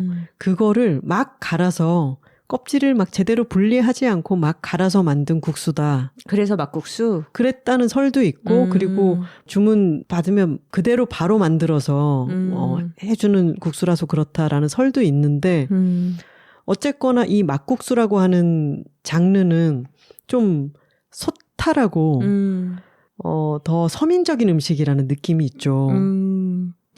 동치미 국물을 베이스로 해서 먹고 육류가 들어가지 않아서 그런 거 아닐까요? 고기 없이 야채로 주로 먹기 때문에 좀 더 서민적인 음식의 느낌이 나는 것 같아요. 냉면만 해도 고기 삶아서 뭐 몇 점씩 끼워주고 이러면 재료비가 훨씬 많이 들잖아요. 저는 막국수도 웬만한 막국수도 다 좋아하거든요. 맛있죠, 네. 막국수. 저는 보쌈집에 시키면 오는 쟁반 막국수 이런 것도 되게 좋아해요. 막국수 맛은 또 동치미가 좌우하는 것 같아요. 동치미가 시원하니 맛있어야 막국수도 맛이 있습니다.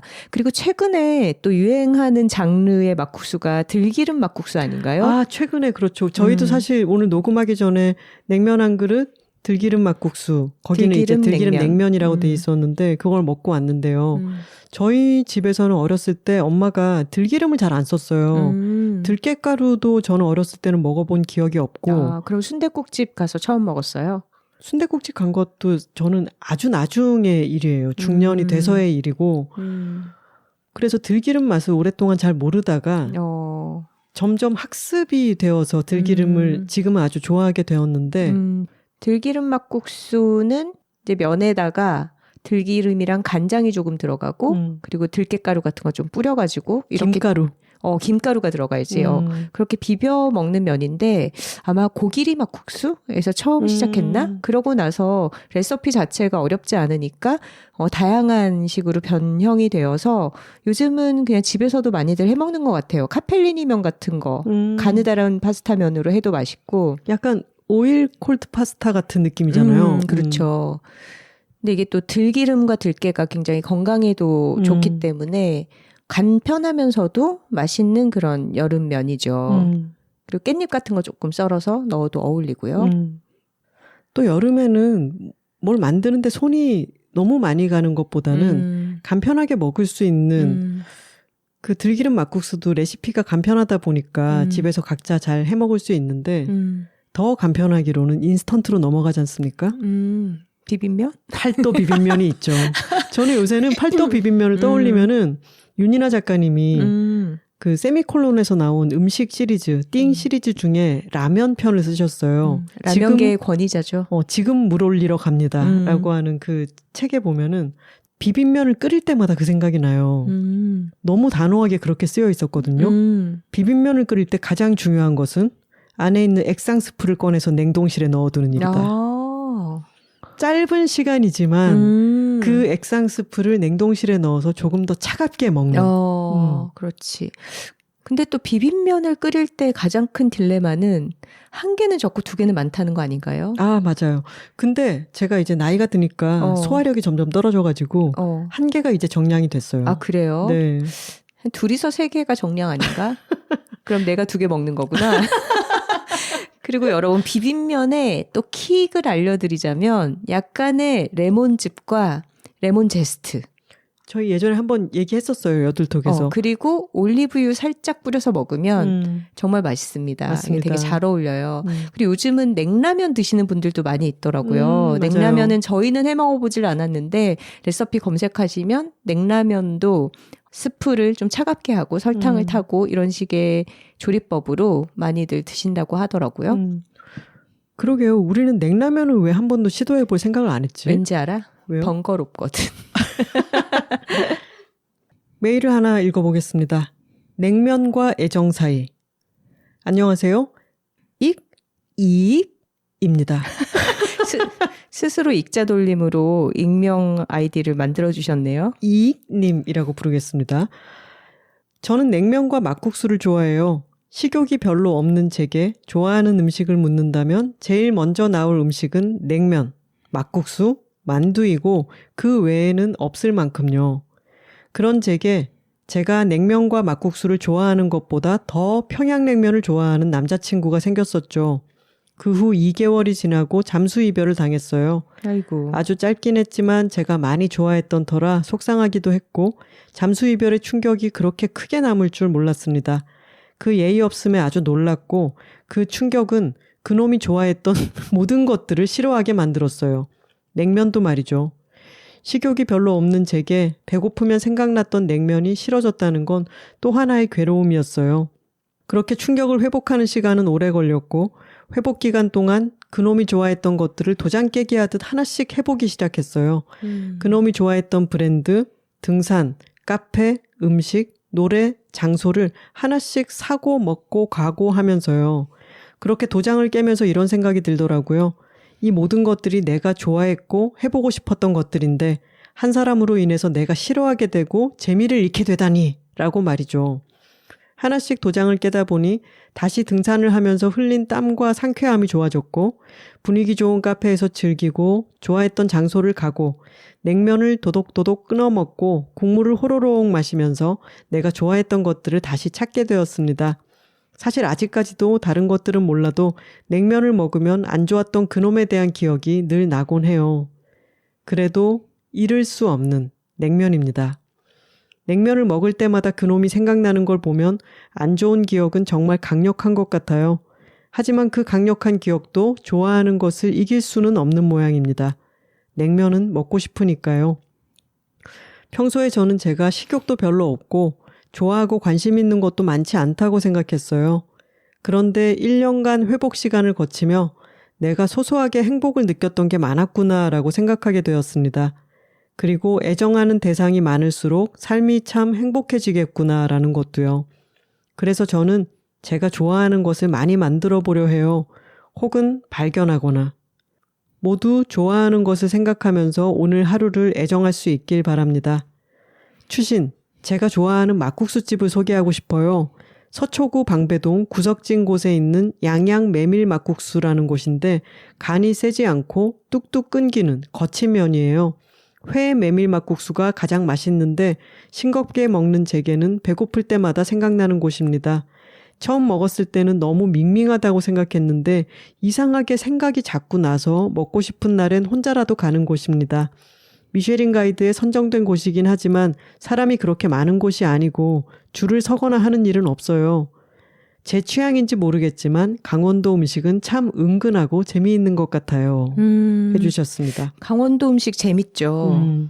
감자 옹심이 이런 음식도 참 재밌고 지금 추천해 주신 곳의 사진을 찾아봤는데 되게 신기하게 회냉면처럼 막국수 위에 회무침이 올라가 있어서 굉장히 이 두 장르가 지금 따로 놀고 있어요. 그러게요. 이런 건 처음 본 것 같은데요. 저는 더없이 심심해 보이는 물막국수 위에 아주 강렬하게 새빨간 회무침이 올라가 있는데 어떤 맛일지 아주 궁금하네요.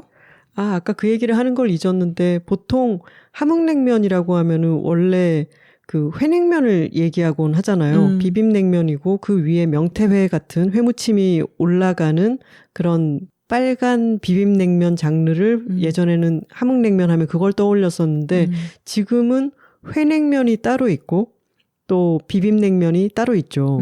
그리고 함흥식 물냉면도 또 따로 있고요. 저는 예전에는 어렸을 때는 회냉면 하면 이런 식의 회무침이 아니라 날회가 들어가는 거라고 생각을 했던 것 같아요. 물회처럼. 맞아요. 또 물회 장르가 있죠.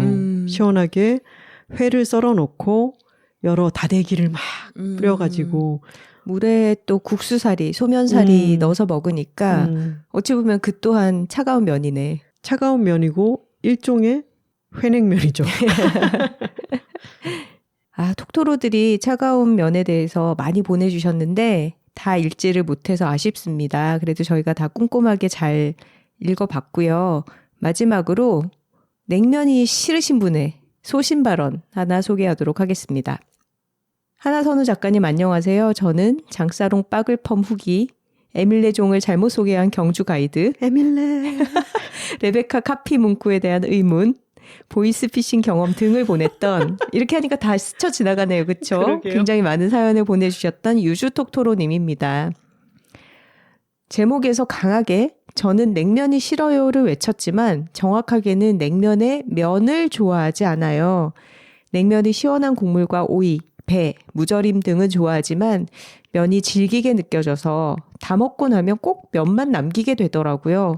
이가 약한 건지 턱관절이 약한 건지 질긴 음식보다는 부드럽게 호로록 넘어가는 음식을 더 선호하게 됩니다. 이런 저희 여름철 최애 음식은 바로 콩국수입니다. 저희 집은 30년 이상 된 콩국수 맛집이에요. 이렇게 얘기하면 콩국수집 딸내미 톡토로구나 하시겠죠? 하지만 콩국수 가게는 아니고 엄마가 콩국수를 기가 막히게 잘 만드셔서 여름이면 늘상 동네 이웃분들을 초대해서 콩국수를 대접하셨어요. 덕분에 어린 시절엔 밥보다 콩국수를 더 많이 먹는 호화로운 여름을 보냈어요. 동네에 소문날 만큼 맛이 좋았던 엄마 콩국수의 특징은 첫째, 국물이 조금 검고 아주 걸쭉합니다. 검은 콩을 직접 삶은 뒤 물을 아주 조금만 넣고 갈아서 극강의 고소함과 되직함을 가지고 있어요. 핫케이크 반죽보다 높은 점도인 것 같아요. 둘째, 소면을 씁니다. 모름지기 콩국수는 면에 콩국이 녹진하게 묻어나야 제맛이라며 얇은 면이 어울린다고 하셨어요. 얇은 소면 덕분에 제가 더 콩국수를 애정하게 되었을지도 모르겠네요. 셋째, 소금 간을 합니다. 경상도에서 성장기를 보냈던 제게 콩국수 소금간은 정말 너무나도 당연했어요. 지구는 둥글다와 같은 위치랄까요? 그런데 학교 때문에 수도권으로 올라왔더니 놀랍게도 콩국수 설탕파가 너무나도 많은 거예요. 특히 전라도에서 오신 분들은 음식에 대한 자부심이 있으니 우리의 설탕 논리가 더 합당하다고 하시는데 정말이지 충격적이었습니다. 지역 감정을 불러일으키고 싶진 않지만 전라도 음식이 정말 맛있다는 건 의심의 여지가 없지만 콩국수엔 소금이라는 제 의지는 꺾이지 않았습니다. 콩국수는 소금이 진리예요. 마치 그래도 지구는 돈다처럼 사연을 쓰다 보니 거실에 넓은 나무상을 펼쳐놓고 동네 아주머니들이 모이면 삶은 소면이 한 사발 담긴 소쿠리를 들고 나온 엄마가 그릇마다 크게 한 움큼씩 소면을 덜고 그 위에 걸쭉한 콩국을 부은 뒤 가거름 몇 개씩을 올려주던 풍경이 떠오르네요. 회전으로 돌아가는 선풍기 바람에 머리카락이 걸리적거리지 않도록 꽉 동여맨 뒤 콩국수 한 입에 묵은지 한 조각을 올려 먹던 그 맛이 떠올라 입맛이 돌아요. 조만간 고향에 내려가면 엄마에게 콩국수를 해달라고 졸라야겠어요. 이쯤에서 콩국수에 일가견이 있는 제가 인정하는 콩국수 맛집도 소개합니다. 수원에 있는 오늘국수라는 가게예요. 얇은 면과 아주 걸쭉하고 고소한 콩국이 특징입니다. 밖에서 사 먹어본 콩국수 중엔 가장 진했어요. 콩국수 철이 되면 일주일에 한두 번은 꼭 이 집에서 콩국수를 먹는답니다. 저는 콩국수와 곁들이는 김치도 중요하다고 생각하는데요. 이 집은 겉절이와 묵은 김치 모두 있어서 입맛에 맞게 곁들여 먹기 좋아요. 꼭 가까이 사는 톡토로가 아니더라도 수원 근처에 가실 일이 있으시면 들러보시길 추천합니다. 그리고 작가님들, 저는 이번 여름부터 망원동 주민이 될 예정이에요. 히히. 망원동 선배님들께서 콩국수 맛집이 있다면 이번 편에 공개해 주시면 좋겠어요. 유주 톡토로 드림 하셨네요. 제가 웬만한 차가운 면을 다 좋아하는데 안타깝게도 콩국수는 별로 좋아하지를 않아요. 근데 이게 저도 입맛이 계속 바뀌잖아요. 근데 나이 들어서 콩국수를 잘 시도해보지 않았던 것 같아요. 저는 제 보통의 입맛을 아는 친구들은 당연히 제가 두부를 좋아할 것이라고 생각하는데 제가 생각보다 콩베이스로 만든 것을 많이 좋아하지는 않거든요. 콩국수를 한번 시도는 해봐야겠습니다. 안 먹어본 지 10년은 넘은 것 같아요. 아, 그래요? 네.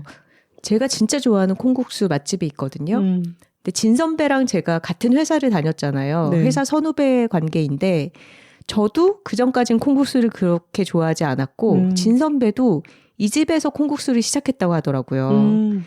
논현동에 있는 가람국시라는 곳입니다. 아, 가랑국시 저 가봤어요. 콩국수는 안 먹어봤지만. 여기 콩국수가 정말 맛있고 저는 그래서 사실 예전에 다른 회사 다닐 때는 진주회관이랑도 가까워서 여름마다 거기 가서도 콩국수 많이 먹곤 했는데 사실 진주회관 콩국수는 저한테는 조금 면이 딱딱하고 좀 굵게 느껴지거든요. 근데 가람국시는 콩국수 말고도 다양한 종류의 다른 국수들을 하는 곳인데 굉장히 호롤롤하게 넘어가면서도 콩국이 정말 고소해요. 제 생각에는 이건 정말 저의 그냥 뇌피셜입니다. 아몬드 같은 거를 좀 같이 갈아서 넣지 않을까? 그냥 대두 같은 콩만 사용하는 게 아니라 견과류를 좀 적절하게 배합해서 쓰는 게 아닐까 싶은데 굉장히 진하고도 고소한 국물이거든요. 그래서 여기에 입맛이 길들여지다 보니까 다른 곳에서는 콩국수를 잘 못 먹겠더라고요. 거기는 설탕이에요, 소금이에요? 콩국수 전문점들은 설탕, 소금을 같이 내주고 본인이 알아서 간을 맞춰서 먹게 되어 있는 곳들도 있잖아요. 근데 여기는 그렇지는 않았던 기억이고 저는 소금 간이 살짝 되어 있던 걸로 기억을 합니다. 제가 맛있게 먹은 거를 생각해보면 저는 설탕보다는 소금파거든요. 이번 여름에 그러면은 가람국시에 가서 저도 콩국수를 한번 먹어봐야겠네요. 좋습니다. 저희가 늘 그런 얘기를 하잖아요. 아, 나는 그런 거는 안 좋아해. 옛날에 먹어봤는데 나는 그게 별로더라. 라고 하는 것도 내가 살면서 여러 다양한 경험들을 겪으면서 입맛이라는 것도 바뀔 수도 있고 여전히 좀 입맛에 안 맞을 수도 있지만 의외로 또 맛있는 곳을 찾게 될 수도 있으니까 너무 나는 그건 아니야 라고 닫아두기보다는 가끔 한 번씩 이것저것을 시도해보는 것도 좋을 것 같습니다. 맞아요. 항상 그런 맛에 대한 실험은 할수록 본인의 경험이 넓어지는 거니까 여러 가지를 시도해 보시기 바라고요. 그리고 저는 냉면에 있어서는 너무 유명한 가게에 꼭 줄을 서서 맛을 보겠다라는 생각을 갖기보다는 저희가 필동면허과 멀어지고 을밀대와 멀어졌지만 또 그런 대로 웬만큼 맛있는 동네 가게들을 찾아다니면서 만족감을 얻는 것처럼 내 근처에서 일상적으로 가기 괜찮은 가게들도 좀 확보를 해두고 또 그런 데를 가야지 이 소수만이 살아남는 승자 독식의 자본주의 사회가 아니라 모두가 다 웬만큼 잘 사는 그런 사회가 이룩되지 않겠습니까, 여러분? 저희도 오늘 오기 전에 저희 동네에 있는 달고나라고 금토일만 여는 식당이 있어요. 거기서 냉면을 먹고 왔습니다. 네, 한동안 문을 닫았다가 이제 주말만 영업하는 것으로 다시 오픈을 했는데 집 근처에 냉면을 하는 가게가 있다는 것 자체가 굉장한 축복이죠.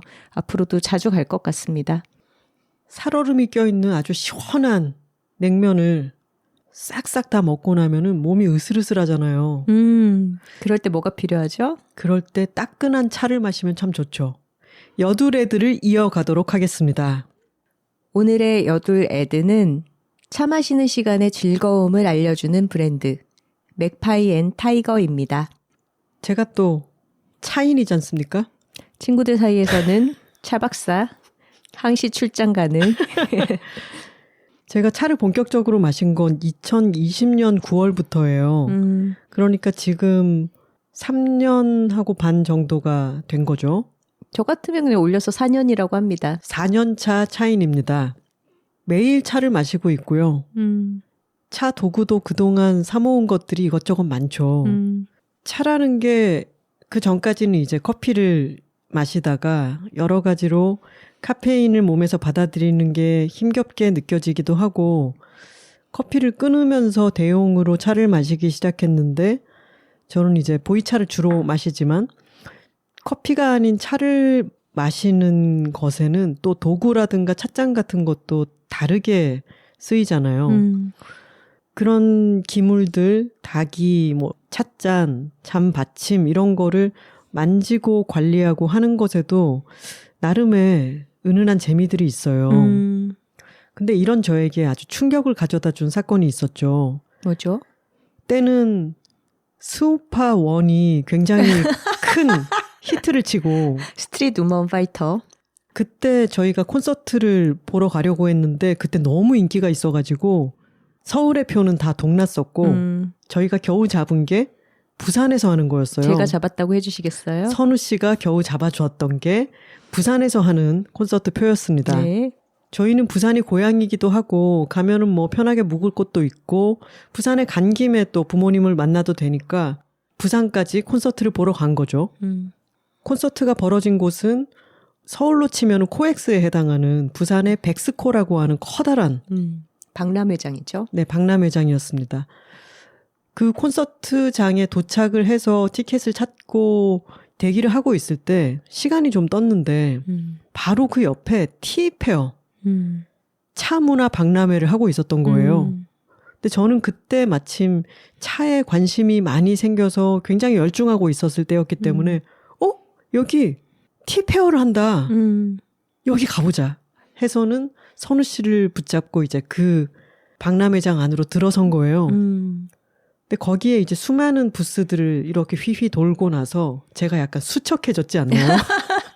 왜냐하면 제가 이렇게 살짝 발을 담근 이 차 문화라고 하는 것이 어떻게 자칫 잘못하면 굉장한 어떤 구리구리함의 구렁텅이로 떨어질 수도 있겠구나라고 하는 거 제가 너무 크게 느낀 거예요. 거기 안에서 이제 막 황토물을 들인 개량 한복을 입으신 분들이 어떤 기물 같은 것도 항 모양, 거북이 모양, 용 모양 막 이렇게 그런 닭이라든가 그리고 이렇게 머리를 묶었거나 수염을 이렇게 기르신 분들이 차 한잔 하고 가라 그러면서 부르시고 그러는데 그 여러 느낌들이 너무 올드했어요.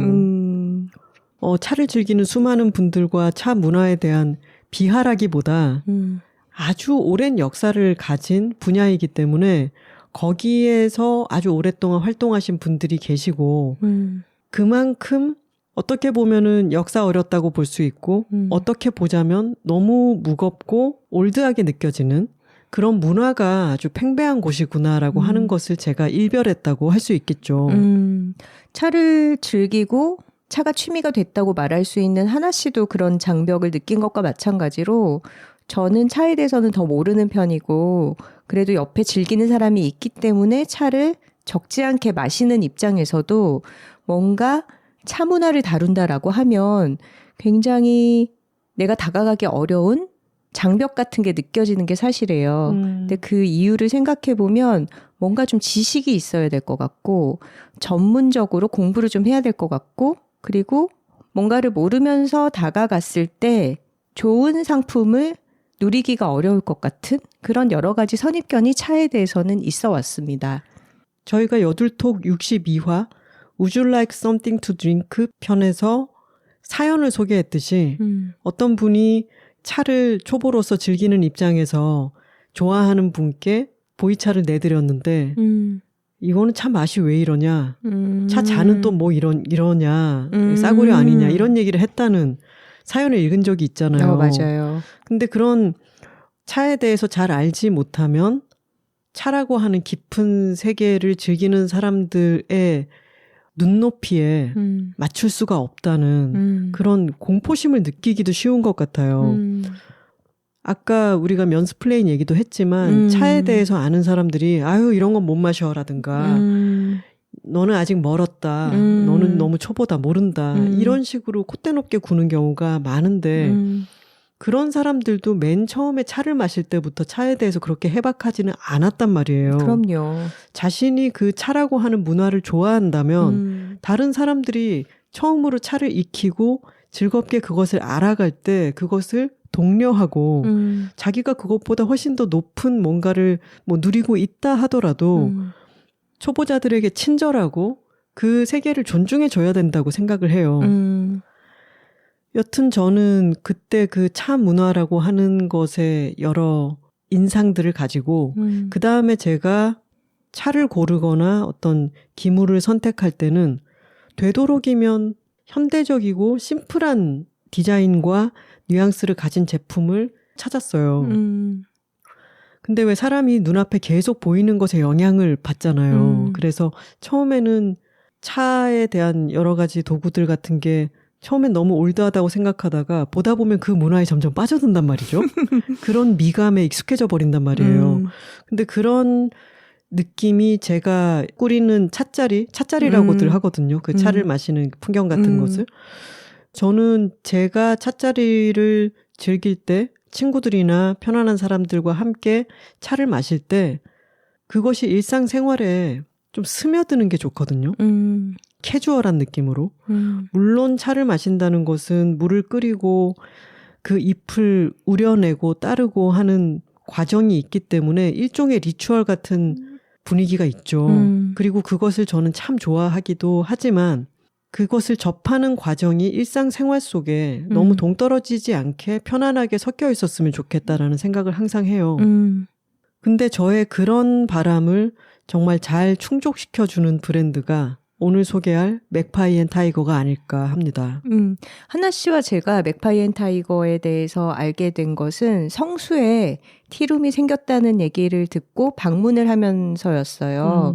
근데 성수동에 사실 굉장히 팝업 스토어의 격전지잖아요. 맞아요. 화려하게 브랜드들이 단시간 동안 뭔가 자신에 대해서 알리고 사라지고 이런 식의 공간들이 많은 지역에서 뭔가 조용하게 차를 마실 수 있는 곳이 생겼다라고 해서 어떤 느낌일지 굉장히 궁금했어요. 그래서 방문을 했는데 층고가 높고 아주 쾌적하게 유리 통창으로 성수동의 전경이 내려다 보이는 그런 곳에서 약간은 공유 오피스 느낌도 나는 그런 깔끔하고 단정한 공간 속에 차문화 박람회보다는 훨씬 더 낮은 연령대의 사람들이 자유롭게 차를 마시고 있더라고요. 그거 자체가 주는 굉장히 자유롭고 활기찬 분위기가 있었고 그러면서도 신기했던 것은 어떤 진정성을 추구하는 쪽으로 가다 보면은 너무 무거워지고 뾰족해지고 엄격해지는데 그 반대편에 있으면서도 차에 대해서 제대로 알리고자 하는 어떤 의지가 전해지고 그리고 거기에 갖춰둔 어떤 차 도구들이나 기물 같은 것들이 마냥 가볍지 않고 잘 선별된 것들이 많더라고요. 그래서 그날 저희도 차를 마시면서 뭐 여러 가지 제품을 구입해 오기도 하고 가벼움과 진지함이 차에 대해서 공존할 수 있는 그런 티룸으로서 굉장히 좋은 인상을 받고 돌아왔습니다. 맞아요. 그곳에 활기차고 현재적인 그런 느낌과 동시에 물을 끓이고 차의 그램 수를 재고 시간을 맞춰서 차를 우려내고 덜어내고 따라서 마시는 그 전체적인 분위기가 여러모로 아주 적절했다는 생각이 들었어요. 그래서 저희가 거기 있는 동안 이게 너무 가볍지도 않고 너무 무겁지도 않으면서도 차가 맛있고 아주 쾌적한 시간을 보낼 수 있었기 때문에 저희는 이 브랜드에 대해서 호감을 갖고 있었는데 마침 맥파이 앤 타이거에서 의뢰가 들어와서 저희는 반갑게 일단 차를 받았습니다. 여러 종류가 있었죠. 틴캔에 들어있는 입차도 있었고 6종류의 차로 다양하게 구성이 되어서 여러 차들을 맛보면서 내 입맛을 찾아갈 수 있는 먼슬리 티백 패키지도 있었고요. 그리고 허브차 티백 컬렉션이랑 싱글 오리진 티백 컬렉션 그리고 이것저것 많이 보내주셨어요. 유리 다관도 보내주시고 수구라든가 표일배라고 하는 간편하게 차를 마실 수 있는 도구도 보내주시고 맥파이 앤 타이거에서 쓴 책도 함께 보내주셨는데 그래서 저희는 한 2주 정도를 매일매일 맥파이 앤 타이거의 기물들을 사용해서 이곳에 티백을 마실 때도 있고 잎차를 우려서 마실 때도 있었는데 매일 차를 마셨습니다. 디자인이 일단 심플하고 세련되고 좋죠. 근데 여기에 차에 쓰여있는 그 맛에 대한 표현들이 참 재밌었어요. 맞아요. 가장 인상적이었던 것은 저는 잭살차. 저는 잭살차라고 하는 것도 처음 마셔본 것 같은데 그 차를 마셨을 때 뭐라 말할 수 없는 차에서 이런 맛이 난다고? 신기한 생각이 들었어요. 맛이 풋풋하고 신선한데 또 풍미가 풍부하고 그런데 뒷맛이 깔끔한 거예요. 와, 너무 신기하다라고 생각했는데 그 잭살차의 맛 표현에는 뭐라고 돼 있었냐면 푸릇한 청토마토 같은 이라고 표현이 돼 있는 거예요. 그리고 이 차의 설명에 들어가 보면은 이런 표현들을 수집할 때 차를 다양한 사람들과 함께 계속 마시면서 이 차가 갖고 있는 풍미에 대한 여러 표현들을 서로 나누고 그중에 많은 사람들이 동의하고 이것을 이 차 맛을 잘 표현해낸 표현들을 사용을 하는데 토마토 꼭지 맛이 난다라고 누가 얘기를 했다는 거예요. 근데 신기하게 차를 마시면서 그 표현을 생각하면은 정말 그 맛이 나요. 맞아요. 뭔가 농축된 토마토 같은 그런 맛이 잭살차에서 나더라고요.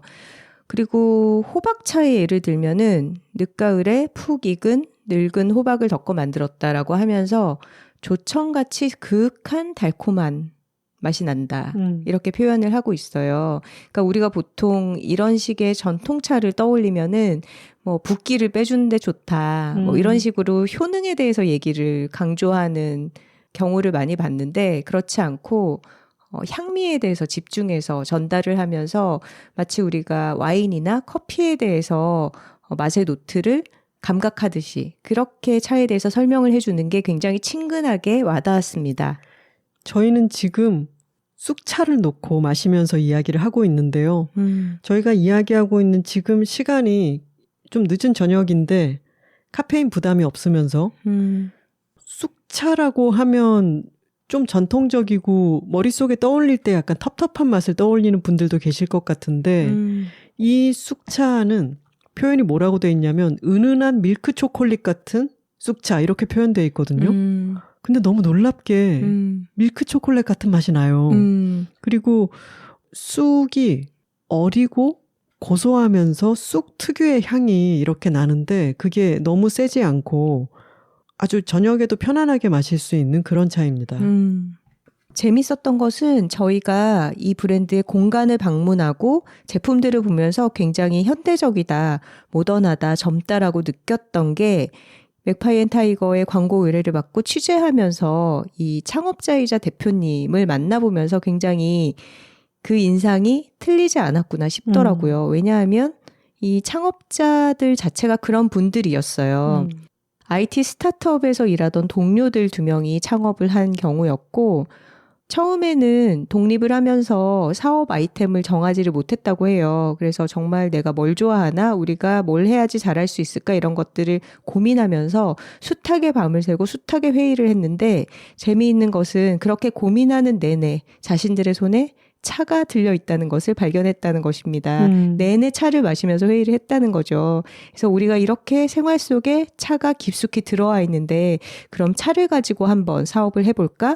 하지만 차에 대해서는 우리도 느끼고 있는 그런 선입견 같은 장벽이 분명히 존재를 했죠. 그래서 이분들은 스타트업의 어떤 방식처럼 사업에 있어서도 스타트업들이 그렇게 하듯이 문제가 있으면 해결을 하자. 이렇게 사업에 대해서 접근을 했다고 해요. 그러니까 차에 대해서도 차의 문제는 뭘까? 사람들이 어려워한다는 것이다. 그렇다면 이 거리감을 없애자라고 본인들의 목표를 설정을 한 거죠.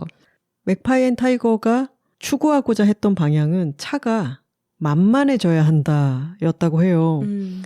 차라고 하는 세계는 너무나 깊고 오래됐기 때문에 그 앞에서 좀 두 손을 공손히 모으고 있어야 될 것 같은 그리고 모르면 오지도 마 하는 그들만의 리그.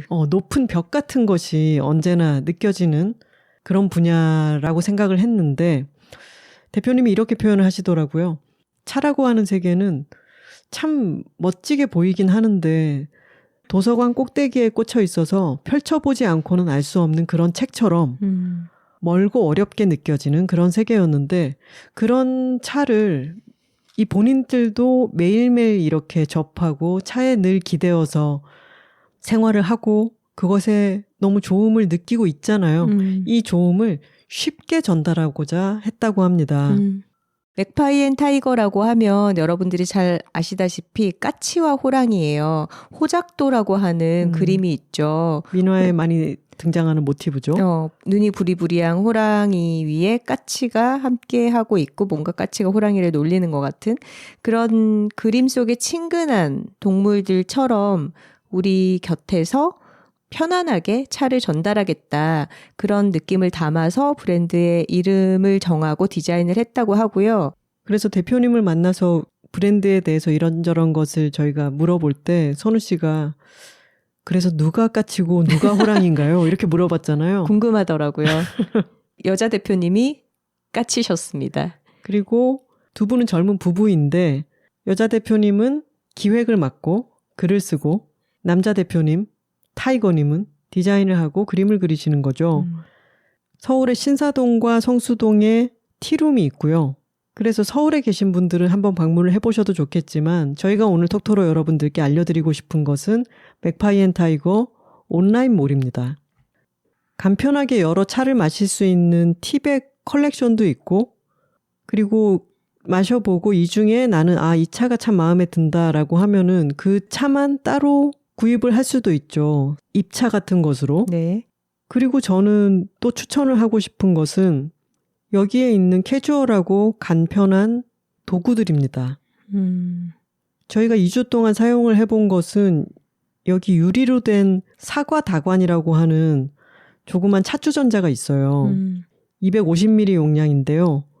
이것과 유리 수구라고 하는 것을 함께 구입하셔서 홈페이지에는 서버라고 되어 있네요. 사실 티백은 그냥 머그컵에 담가서 간편하게 먹을 수도 있지만 저희는 2주 동안 이 다관에 차를 우려서 서버에 옮겼다가 다시 찻잔에 따라서 마시는 것을 계속했는데 사용하기가 아주 간편하고 세척도 편해요. 그리고 찻잎이 풀어지는 것을 투명하게 볼 수가 있고 수색이라고 하죠. 이 차의 물빛이 우러나는 정도, 변하는 정도를 관찰할 수 있어서 추천하고 싶습니다. 네. 유리로 된 다구를 쓰는 것의 장점이 그런 점들인 것 같고요. 그리고 여기서 판매하는 대나무 티매트도 여름에 굉장히 잘 어울리고 깔끔하게 예쁘죠. 티백 또는 찻잎과 함께 이런 도구들을 간단하게 갖춰 두셔도 차 마시는 시간이 훨씬 즐거워질 것 같습니다. 사실 우리가 바쁠 때는 그냥 머그잔 같은 데다가 티백을 그냥 우려가지고 마시기도 하고 그런 걸로 충분할 때가 있기는 하지만 차를 마시는 즐거움의 굉장히 큰 부분은 이 결과물보다는 그걸 향해 가는 과정 자체잖아요. 번거로움을 즐기는 것 또한 차 문화의 일부이기 때문에 이렇게 도구를 한번 들여놓고 마시기 시작하면 여러분들이 차에 입문하시기 아주 좋을 것 같아요. 다양한 차 종류들이 구비되어 있는데요. 맥파이 앤 타이거의 여러 차 종류를 마셔보고 싶다라고 하신다면은 처음에 선우 씨가 얘기했던 먼슬리 티백 컬렉션이라고 하는 상품이 있습니다. 6가지 종류의 티백이 5개씩 들어있어서 한 달 동안 계속 여러 다양한 티를 맛을 볼 수 있는 패키지죠. 저희가 아까 언급했던 잭살차와 쑥차도 들어있고 호지차, 녹차, 호박차, 감잎차가 이렇게 세트를 구성하고 있고요. 이 중에 마음에 드는 게 있다면은 골라서 그 차를 따로 더 구매할 수도 있겠죠. 네. 그리고 입차 섹션에는 하나 씨도 잘 마시는 보이 쑥차 중에서 2012년 이무 입차를 30g 판매하고 있고요. 그리고 또 다양한 차들을 입차로 구매를 할 수가 있습니다. 아까 언급했던 호박차 그리고 하동 쑥차 같은 것도 여기 들어있고요. 백차나 녹차의 경우도 퀄리티가 좋고 쉽게 편안하게 마실 수 있도록 패키지들이 디자인돼 있어요.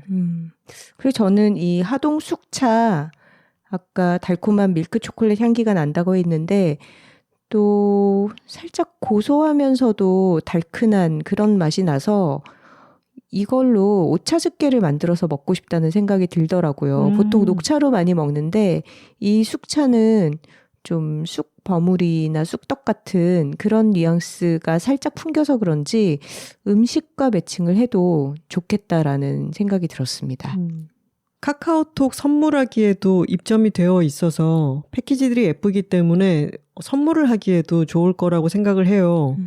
그런데 이번에 톡토로 여러분들께 드리는 특전이 있습니다. 네, 정말 파격적인 할인율로 맥파이 앤 타이거 공홈에서 여둘톡 한정으로 구입하실 수 있는 코드를 알려드리려고 합니다. 공홈 공식 홈페이지죠.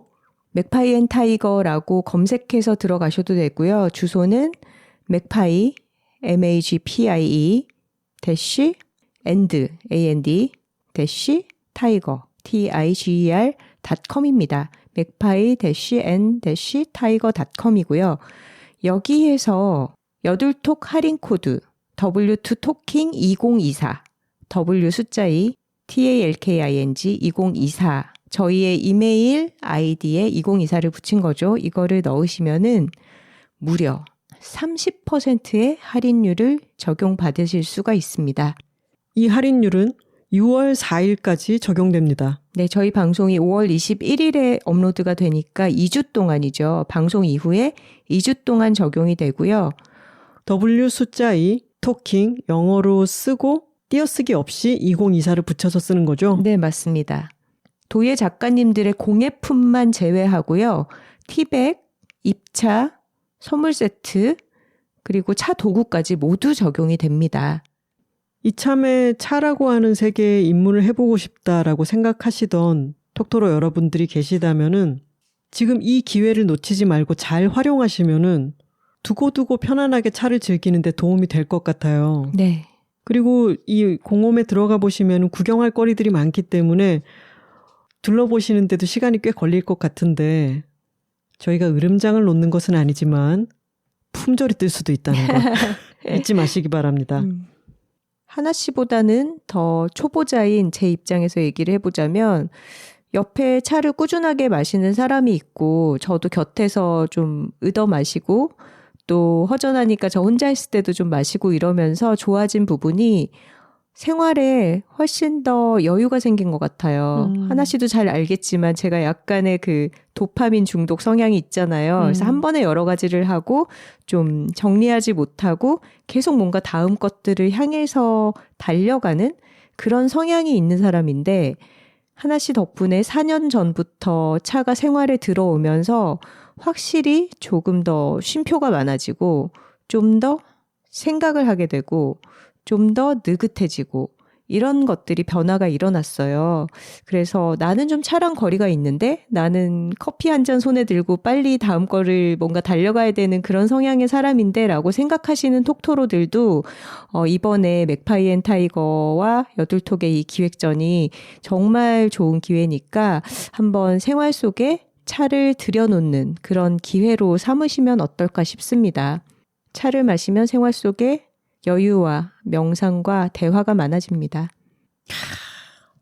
자, 톡토로 여러분, 차박사의 세계로 오십시오.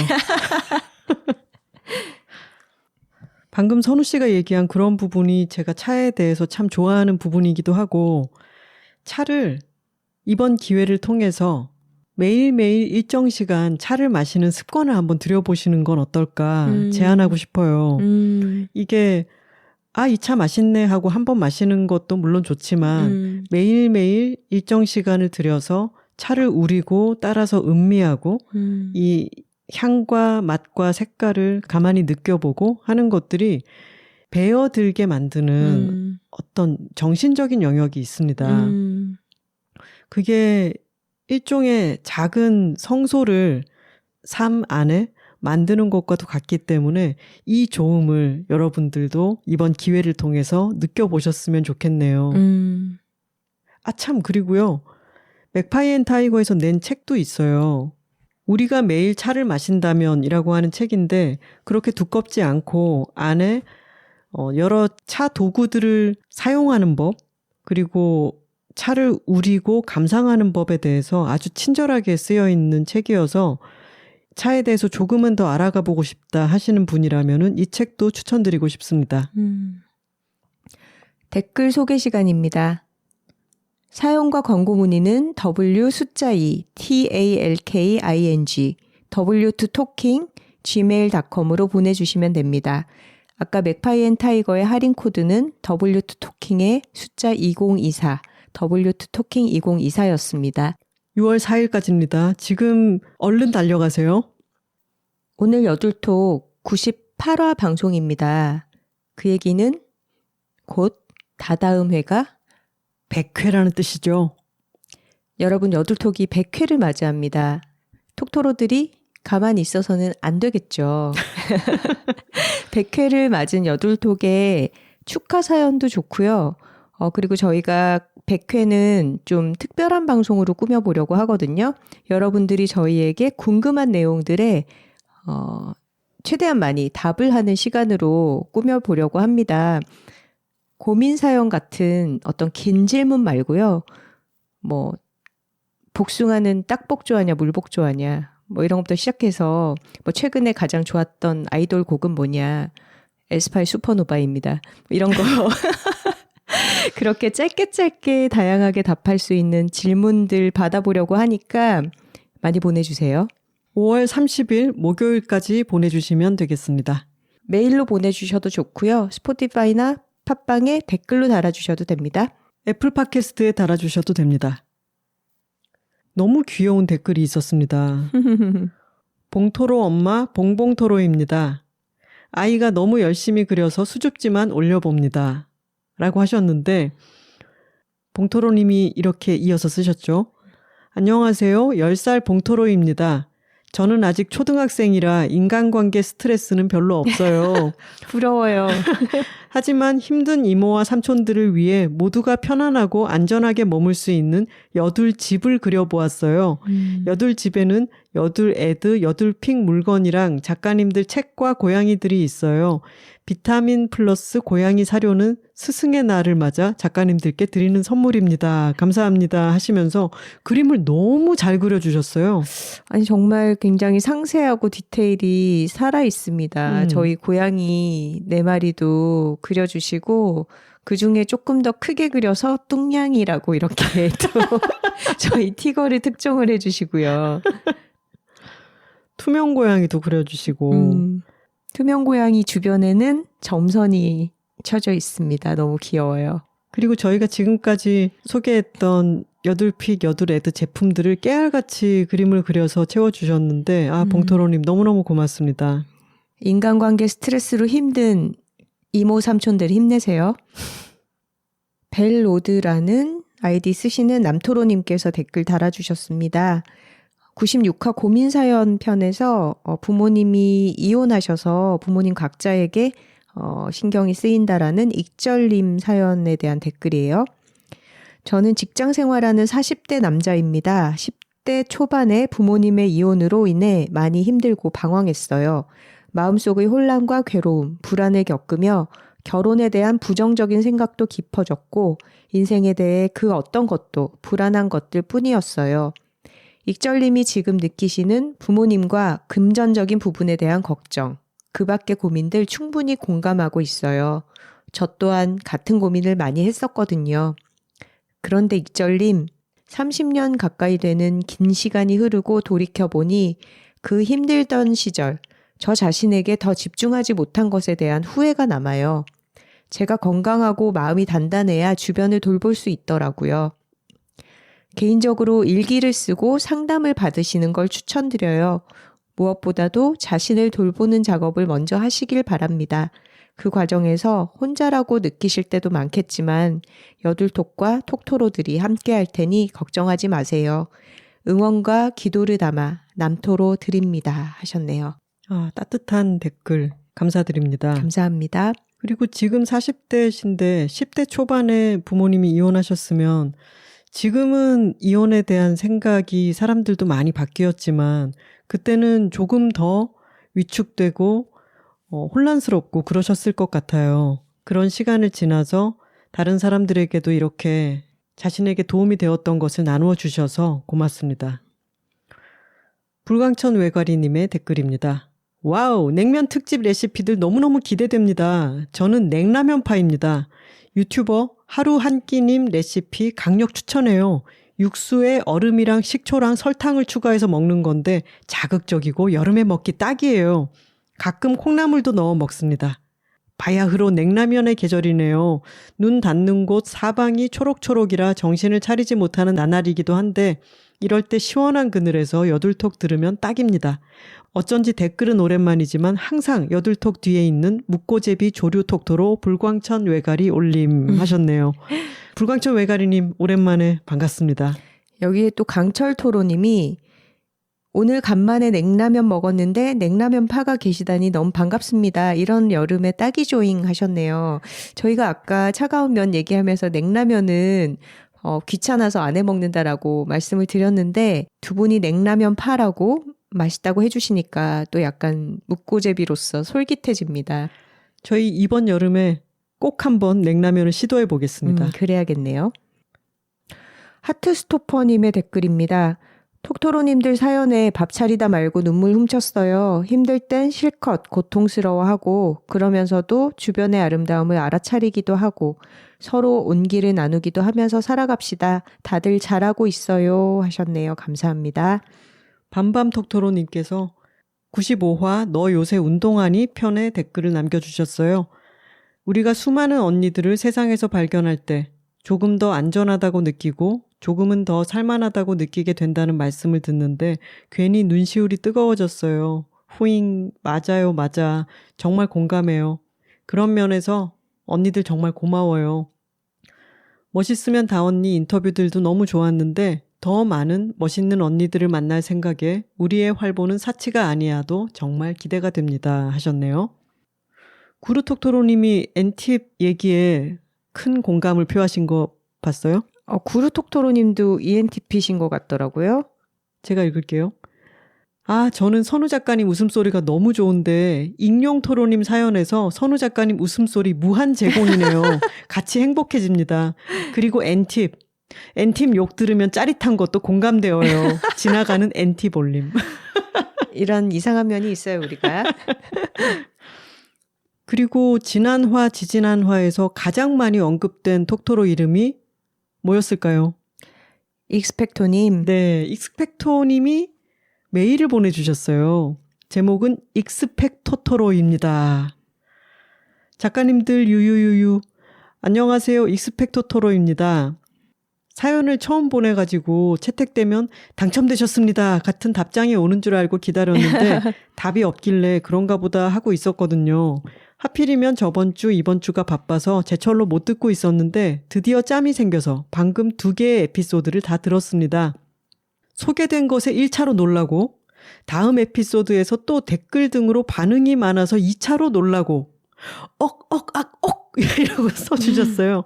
죄송하고 감사하고 여러 가지 감정이 들어서 메일을 남깁니다. 왜 이렇게 죄송하지? 사실 제 사연이 소개된 첫 번째 에피소드만 듣고서는 약간 놀랐거든요. 작가님들이 엄청나게 공감해 주실 줄 알고 제 편에서 궁디팡팡 어화둥둥 토닥여 주실 줄 알아가지고 크크크크크. 그런데 오히려 그렇게 하는 게 정답이 아닐 수 있다는 말씀이 현실적으로 더 도움이 되었어요. 그리고 다음 에피소드에서 베를렐레레 톡토로님이 말씀해 주신 것처럼 말보다는 행동으로 먼저 보여주면서 상대가 먼저 궁금해할 때 조심스럽게 전해보는 게 더 받아들여지기 쉽다는 것도 깨달았고요. 여러 가지 의견들 정말 다 감사합니다. 저도 완벽하지 않음을 잘 알고 있고 모든 사람들이 전부 교양과 PC함을 가질 수 없는 것도 아주 잘 알고 있지만 그런 사람들이 많아지면 세상이 좀 더 좋아지지 않을까라는 혼자만의 고민에서 시작된 사연이었습니다. 제 주변부터 그렇게 하는 게 쉬우니 주변 지인들에게 한두 마디씩 한번 얘기해 봤는데 그게 전부 다 받아들여지지 않아서 답답해서 작가님들께 보내봤는데 이렇게 큰 불길이 될 줄 몰랐어요. 뭔가 댓글들 중에 저 때문에 거친 발언들도 생긴 것 같은데 이런 거 처음 겪어봐서 너무 무서워서 그냥 안 봤어요. 요요요. 좋은 걸 좋다고 말하는 여둘톡 세계관에 싫은 걸 싫다고 말하게 만들어서 너무 죄송해요. 아닙니다. 스스로 소신을 지키며 먼저 행동으로 보여주고 상대가 마음을 열었을 때 부드럽게 얘기하는 방향으로 일상을 잘 잡아나가 보겠습니다. 톡토로님들 여러 가지 조언들과 이야기 들려주셔서 너무 감사해요. 저는 조금 상처받긴 했는데 괜찮아요. 크크크 완전 괜찮아요.